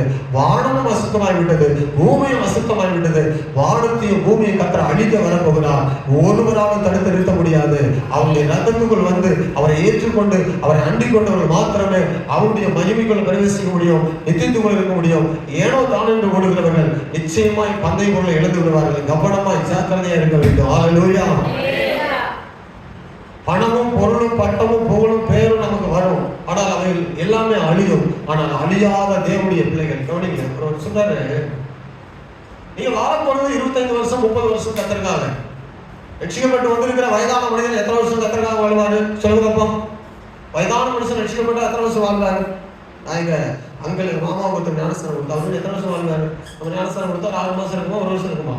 இந்த வருஷம் தான் கொடுத்துமா? ஆமா, 3-4 மாதம் ஆச்சு, 5 மாதம் ஆச்சு. அவர் எத்தனை வருஷம் வாழ்ந்துட்டு போறாரு? வாழ்றது சொற்ப நாட்கள், ஃபியூ இயர்ஸ் கூட இல்ல, ஃபியூ மந்த்ஸ் தான். அப்படிதான் சொல்லணும். பல மாதங்களும் பல ஆண்டுகளும் வாழ்கிறவங்களுக்கு, சொற்பமான காலங்களை வாழ்கிற இயேசுவை நம்புகிறவங்களுக்கு எவ்வளவு நீண்ட காலங்களை அங்க வாழ்வதற்கு ஆயத்தமாக்கி அருமையான வாழ்க்கையை கர்த்தர் ஏற்படுத்தியிருக்கிறார். அதை யோசித்து பார்த்தீங்களா? அப்ப நீண்ட காலம் வாழக்கூடிய நீங்கள் சொற்பமான காலங்களை கூட கர்த்தருக்காய் வாழ்வதற்கு உங்களை தீவிரமாக ஒப்புக் கொடுக்கணும்னா கர்த்தரை ஏற்றுக்கொள்ள எப்படி மனமகிழ்ச்சியா இருப்பாரு? ஸ்தோத்திரம். சத்தமாய் சொல்லுங்க, சத்தமாய் சொல்லுங்க. ஹல்லேலூயா. உங்களை பார்த்து ஏசப்பா என்னை பார்த்து சந்தோஷமா பரலோகத்துல வான்னு சொல்றவங்க வந்து கையை போய் தலையில வச்சு பார்ப்போம். இத்தனை பேர் இருக்கிறீங்க, கர்த்தருக்கு ஸ்தோத்திரம். இது எப்படின்னு தெரியல, கர்த்தருக்கு ஸ்தோத்திரம். ஆனா பைபிள் ஸ்டடிக்கே காணல. ஒரு போன் பண்ணாவே உடனே ஒரு பதில போட காணல. கர்த்தர் எப்படி பிரிமா அவங்க ஏன் சொல்லுவாங்கன்னு தெரியல. ஆனா நீங்க சத்தம் அழிலே சொல்றீங்க, கர்த்தருக்கு ஸ்தோத்திரம். ஆமென். கவனிங்க, எலிசாவுக்கு கைக்கு தண்ணி, அது எலியாவுக்கு கைக்கு தண்ணி மாத்திரம் தான் எலிசா வர முடிந்தது. கவனிங்க, ஒரு ஊழியக்காரனாக முடிந்தது, ஒரு நல்ல தேவ மனுஷனாக முடிந்தது. ஒரு ஊழியக்காரனுக்கு முன்னால ஒரு நல்ல விசுவாசின்னு ஒருத்தர் காண்பிக்காதவங்க தேவனிடத்துல காண்பிப்பாங்கன்னு சொல்ல முடியாது. என் காரியம் ஆண்டவருக்கு தெரியும், உங்க காரியம் ஆண்டவருக்கு நிறைய தெரியும், அது எனக்கு தெரிய வேண்டாம். சொல்லுங்களேன். நிறைய பேர் சொல்லுவாங்க தெரியுமா, என் காரியம்லாம் ஆண்டவருக்கு தெரியும், அது ஆண்டவருக்கே தெரியட்டா, அது எனக்கு தெரியவே வேண்டாம். கண்டிப்பா தெரிய வேண்டாம். உங்களுக்கு போடுறேன், அது தெரிய வேண்டாம், தெரியாம இருந்தா எனக்கு நல்லது. அல்ல சொல்லுங்க. ஆனால் எனக்கு தெரிந்திருக்கிற காரியத்துல நீங்க எப்படி இருக்கிறீங்க ஆண்டவர் சொல்றாங்க. ஆண்டவருடைய முன்னாடி சொன்னாரு, உங்களை கனம் பண்ணுகிறவன் என்னை கனம் பண்ணுகிறான், உங்களை ஏற்றுக்கொள்கிறவன் என்னை, உங்களை நிராகரிக்கிறவன் என்னை, உங்கள் கால்களில் ஒட்டின தூசி என்ன செய்யுங்கள், உதவி போடுங்கள். அப்ப ஆண்டவர் சொல்றாரு, என் நாமத்தை நிமித்தம் இந்த சிறியவனுக்கு சீசன் கொடுக்கப்படுகிற ஒரு கலசம் தண்ணிக்கும் யாருக்கு கொடுக்குறாங்களோ அது எனக்கே கொடுத்தார்கள். ஒரு வஸ்திரத்தை உங்களுக்கு கொடுக்குறாங்களோ அந்த வஸ்திரத்தை எனக்கே கொடுத்தார்கள். உங்களுக்கு ஒரு மருத்துவமனையில ஒரு வியாதிப்பட்ட காலத்துல பார்க்க வந்தார்களோ அது என்னையே பார்க்க வந்தார்கள். அல்லேலூயா. இதெல்லாம் வந்து யாரை வச்சு வந்து அளவீடு கொடுக்குறாங்க, ஒரு ஊழியக்காரனை வச்சு அவனை நேசிக்கிறதுக்கு, அவனிடத்துல நீ காண்பிக்கிற அன்பு, அவனிடத்துல நடந்து கொள்கிற விதங்கள், அவனை மதிக்கிறதான காரியங்கள், அவனை கனம் பண்ணுகிற விதங்கள், அவரோடு கூட இணைந்து போகிறதான காரியங்கள், ஒருமித்து வாசம் பண்ணுகிற காரியங்கள், அதை வைத்து தான் எல்லா ரிசல்ட்டுமே அவர் வந்து என்ன செய்யறாருன்னா முடிவு பண்றாரு. இந்த முடிவுகளில நான் தேராமல் எனக்கும் ஆண்டவனுக்கும் தெரியும்னா உங்களுக்கு ஆண்டவன் தெரிஞ்ச காரியத்தில் மட்டும்தான் உங்களுக்கு ஆண்டவன் அடிப்பார். சோத்திரம். அப்ப ஆண்டவருடைய பிள்ளைகள் கவனிக்க வேண்டும். வேதம் சொல்கிறது, நித்திய ராஜ்யத்துக்கு போகக்கூடியவங்க அழிந்து போன ஒரு உலகத்துக்குரியவர்கள் அல்ல, இந்த உலகம் முழுவதும் அழிய போகிறது. ஆமென். அப்படியானால் தேசத்துக்கு உத்தரவாதிகளா இருக்கக்கூடியது யாரு? ரட்சிக்கப்பட்ட நாம தான். ஆமென். ஆண்டவருடைய பிள்ளைகள் கவனிக்க, இப்போ யுத்தம் நிறுத்தப்படலாம், ஆனால் இந்த யுத்தம் மறுபடியும் வராதுன்னு சொல்வதற்கு கிடையாது. கடைசி காலத்துல வந்திருக்கிறோம். யுத்தங்களின் செய்திகளை கேட்பீர்கள், மகா பூமி அதிர்ச்சிகள் உண்டாகும். இவைகள் எல்லாம் பார்க்கக்கூடிய நீங்கள், இவைகள் எல்லாம் நெருங்கி வந்து கொண்டிருக்கிற காலத்துல இருக்கக்கூடிய நீங்கள், பக்தி எவ்விதமா இருக்கிறது, பரிசுத்தம் எவ்விதமா இருக்கிறது, கலையற்றவர்களும் பிழை இல்லாதவருமா இருப்பதற்கு முன்பதாக தேவனுக்கு நீங்க ஆயத்தமா இருக்கிறீர்களா? அல்லேலூயா.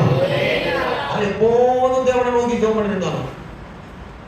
என்னென்ன உங்களை ஆயத்தப்படுத்தும்? உங்களை இதெல்லாம் பரிசுத்தப்படுத்தும். ஆனா எதெல்லாம் உங்களை தேவனுடைய வரைக்கு ஆயத்தப்படுத்தும் சொல்லுங்க. நான் சொல்லிருக்கல, எதெல்லாம் உங்களை தேவனுடைய வரைக்கு ஆயத்தப்படுத்தும்? இயேசுவின் ரத்தம் உங்களை பரிசுத்தப்படுத்தும், கர்த்தருடைய வசனம் உங்களை பரிசுத்தப்படுத்தும், திருமுழுக்கு உங்களை பரிசுத்தப்படுத்தும், ஆண்டவருடைய வசனங்களுக்கு கீழ்ப்படிவது உங்களை பரிசுத்தப்படுத்தும், ராமோஜனத்தை வருவது உங்களை நித்திய ஜீவனுக்கு எதுவாக கொடுக்கும், ஆவியானவருடைய அபிஷேகம் உங்களை பரிசுத்தத்தை நடத்தும். ஆனால் சோத்திரம், உங்களை எது ஆயத்தப்படுத்தும் என்றால், நீங்கள் தேவனுடைய ராஜ்யத்துக்கு போவதற்கு ஆயத்தப்படுத்த உங்களிடத்துல காணப்பட வேண்டியது என்னன்னு சொன்னா, அதை விட்டு விடக்கூடாது. அது என்னது அப்படின்னு சொன்னாரு, இவைகளுக்கெல்லாம் நீங்கள் தப்பித்து மனுஷகுமாரனுக்கு முன்பதாக நிற்பதற்கு நீங்கள் பாத்திரவான்களா எண்ணப்படுவதற்கு எப்பொழுதும் ஜெபம் பண்ணி விழித்திருங்கள். ஜெபம் தான் உங்களை ஆயத்தப்படுத்தும், விசுவாசம் தான் உங்களை ஆயத்தப்படுத்தும். சரிங்களா? விசுவாசமும் ஜெபமும் இல்லாம நீங்க ஜெபத்தையும் உங்க இடத்துல காண முடியல. நான் என் வீட்டுல ஜெபம் வைக்க சொன்ன பார்த்தீங்களா, சொல்லி இவ்வளவு நாளாச்சு. ஆனா உங்க வீடுகளில் ஒண்ணு கொஞ்சம் சிம்டம்ஸ் வந்துட்டே இருக்குது. நல்லா கவனிங்க. உங்க வீடுகளில் நான் சொல்லிட்டே இருக்கிறேன், ஒவ்வொரு வீட்டுக்கும் கொஞ்சமா சிம்டம்ஸ் வந்துட்டே இருக்குது. உங்க வீடுகளில் ஜெபம் வைத்து உங்க பரிசுத்த வாழ்க்கையை மேன்மைப்படுத்தி ஆணுடைய பாதுகாப்புக்குள்ள நீங்க வரும்போது விசுவாசம் தளராது. அல்லேலூயா சொல்லுங்க. யானை வரும் பின்ன நீங்க வந்து மதில் சூழ்ந்து உங்களை போட்டு பிடிச்சுதான்னு சொல்றதுக்கு முன்னாடி உங்களுக்கு வந்து மதில் சூழ முன்னாதே நீ மதில் சூழ விடாதன்னு சொல்லுகிற காரியத்தை புரிந்து கொள்ளுங்க. மதில் சூழ்ந்து எல்லாரும் வந்து நின்ற பிறகு ஐயோன்னு சொல்லாதபடி ஆண்டவர் இடத்துல முன்னாலே உட்கார பழகுங்க. அல்லேலூயா. உட்காராலும் சரி உட்காரு. என்னுடைய காரியத்தை நான் முடிச்சுட்டேன், கர்த்தருக்கு ஸ்தோத்திரம். ஆனா உங்க விசுவாசம் ஒளிந்து போகாதபடி நான் வந்து சிந்திக்கிறேன். அல்லேலூயா. அதாவது சுலையினால் புடைப்பதற்கு உங்களை ஆயத்தமாக்கி நீங்கள் காத்துக்கொள்ள, அதாவது உங்களை விட்டு கொடுக்க வேண்டிய சூழ்நிலை வரும்போது அதில் நீங்க கண்டிப்பா போய்தான் ஆகணும். அதனால நீங்க ஆண்டவரிடத்துல ஆயத்தமாக எச்சரிக்கையாக தேவனை அண்டிக் கொள்ள விசுவாசத்தை காண்பிக்க. ஜெபத்தை வைக்கிறேன்னா விசுவாசத்தை காண்பிக்கணும்னு அர்த்தம். தேவனுக்கு முக்கியத்துவம் கொடுக்கலன்னு அர்த்தம். நீங்க சபைக்கு வர்றீங்க அது வேற. நான் சொல்றது நீங்க தேவனை நேசிக்கிறதுல பின்தங்கி இருக்கிறீங்கன்னு அர்த்தம். உற்சாகம் இழந்துட்டீங்கன்னா நாளைக்கு பார்க்கலாம்னாவே நீங்க ஸ்டேட்டஸ்ல போட்டுருக்க போய் பாருங்க. ஸ்டேட்டஸ்ல போய் பாருங்க. நாளைக்கு சொல்றவனுக்கு நிறைய அடையாளம் போட்டுருக்கிறேன். அவன் பின்மாற்றத்துக்கு ஆல்ரெடி போயிட்டான். கர்த்தருக்கு ஸ்தோத்திரம். அல்லேலூயா. அடுத்த வருஷம் பார்த்துக்கிறேன். நாளைக்கு பார்க்கறனாவே அவன் ஆல்ரெடி முடிஞ்சிருச்சு அவங்க கதை. அதை போய் நீங்க வாசித்து எழுதிருச்சுங்க டைரியில. அவன் ஏற்கனவே எங்க போய் இருக்கிறாங்க, பின்மாற்றத்துக்கு போறதுக்கு கால் எடுத்து வைக்கல. ஆல்ரெடி அவங்க ஏற்கனவே கால் எடுத்து வச்சுட்டாங்க. நாளைக்கு பார்க்கலாம், அடுத்த வாரம் பார்க்கலாம். இது ஆவிக்குரிய காரியத்துக்கு ஒத்து வராது. அவன் இன்றைக்கு இப்பொழுதே ரட்சிங்க நாள், இது நடக்கிற காலம். இன்றைக்கு கர்த்தரை தேடணும். நாளைக்கு வருகிற ஒரு ஆபத்துல நீங்க மீட்கப்படணும்னா, கர்த்தருடைய கரத்துல இருக்க பாதுகாப்பா இருக்குன்னா தேவனை அண்டிக் கொள்வது ஒன்றுதான் நமக்கு. சொல்லுங்க அல்லேலூயா. ஆமென். இப்போ தேவனை அண்டிக் கொள்ளும் போது உங்களுக்கு வருகிற தீமைகள் இருந்து அவர் காத்துக் கொள்வார். நீங்கள் நித்தியத்துக்கு போவதற்கான வழியை அவர் கற்றுக் கொடுப்பார். அசுத்தமான காரியங்களை சிக்கி விடாமல் போதிப்பார். பரிசுத்தம் இதுதான் சொல்லிக் கொடுப்பார். இன்னைக்கு சொன்ன காரியங்கள் எத்தனை பேர் புரியுதுன்னு தெரியல. எனக்கு ஆவியானவர் சொன்னதை உங்களுக்கு நான் சொல்றேன். பரிசுத்தம் இங்கே, அதாவது பரிசுத்த நகரம், பரிசுத்தவான்கள் வாசம் பண்ணுகிற இடம். அப்ப பரிசுத்தம் இல்லாமல் ஒருவரும் உள்ள போக முடியாது. நம்முடைய தேவன் பரிசுத்தமானவர், நான் வாழ போகிற இடம் பரிசுத்தமானது. பரிசுத்தம் என்பது என்னென்று நாங்கள் புரிந்து கொண்டு மற்றவர்களை பார்ப்பதை விட்டுட்டு நீங்க பரிசுத்தத்தை பாருங்க. உங்களை பரிசுத்தத்துல, அதாவது நியாயத்திற்கப்பட்டு அழிந்து போகிற பூமியில நாம் எவ்விதமான பக்தியும் பயம் உள்ளவர்களாக நடந்து பரிசுத்தத்தை காத்துக்கொள்ள வேண்டும் என்பதில் ஜாக்கிரதை எடுங்க. கர்த்தர் உங்களை ஆசீர்வதிப்பார். அல்லேலூயா. ஆமென். நானுடைய கருத்துல ஒப்பு கொடுப்போம். இந்த வேத வசனங்களை மனதில் நிறுத்திக் கொள்வோம்.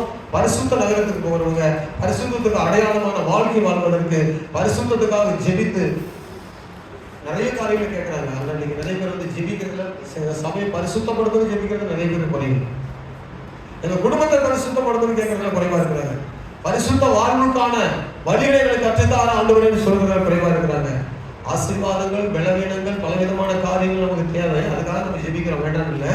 அதை கண்டிப்பா நமக்கு செய்வார். பூமியில நம்ம உயிரோடு இருக்கிற வரைக்கும் நம்ம ஆண்டுடைய பிள்ளை தானே, அவர் நம்ம விட்டு விட மாட்டார். அல்லேலூயா. சத்தமா சொல்லுங்க. முடி நரைத்தாலும் சரி, முடி கருமையா இருந்தாலும் சரி, கவனிங்க. உங்களுக்கு அதாவது முடி நரைக்காதவங்களுக்கு நீங்க பலசாலியா மாறிட முடியாது. முடி நரைத்தவர்களுக்கு மட்டும்தான் தேவன் பலனாக இருக்கிறார் அப்படி எண்ணி விட முடியாது.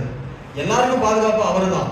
அதனாலதான் பரிசுத்தம் நடக்கையா நீங்க இருக்குன்னு சொல்லப்படுது. ஆனா என் பலத்துல நான் வாழ்ந்துருவேன், எனக்கு வயசு இருக்குது, எனக்கு ஞானம் இருக்குது, என்னுடைய சக்தியில நான் வாழ்ந்துருவேன்னு சொன்னா கண்டிப்பா அந்த சுயபலத்தை சார்ந்து கொள்கிறவர்கள் கைவிடப்படுவாங்க. கவனமா இருக்கணும். பக்தி இல்லாவிட்டால் ரட்சிக்கப்பட முடியாது. அல்லேலூயா. படிடுவோம். இயேசுவுக்கு முன்பதாக நம்ம தாழ்த்துவோம். அந்த வசனத்தின்படி புதிய வானம் புதிய பூமிக்கு போகிற அவன் நிச்சயமான வாழ்வுக்கு போகிற நம்முடைய வாழ்வுக்கு அவன் இவ்விதமான பரிசுத்தத்துல நம்ம இருக்கிறோம். பரிசுத்தம் அடைந்திருக்கிறோமா, பரிசுத்தத்துல ரொம்ப பின்தங்கியுள்ளா இருக்கிறோமா என்று எல்லாம் சொல்லி ஆராய்ந்து பார்த்து அர்ப்பணித்து குடும்பத்துல ஜெபத்தை அதிகப்படுத்தி, வேதத்தை வாசித்து, ஆலயத்தை நாடுவதை அதிகப்படுத்தி, எவ்வளவா உலகத்துடைய அழிவு பார்க்கிறீங்களோ அவ்வளவா தேவனுக்குள்ள நீங்க முக்கியத்துவம் நிலைப்படுத்திக் கொள்வதற்கு கொடுங்க. கர்த்தர்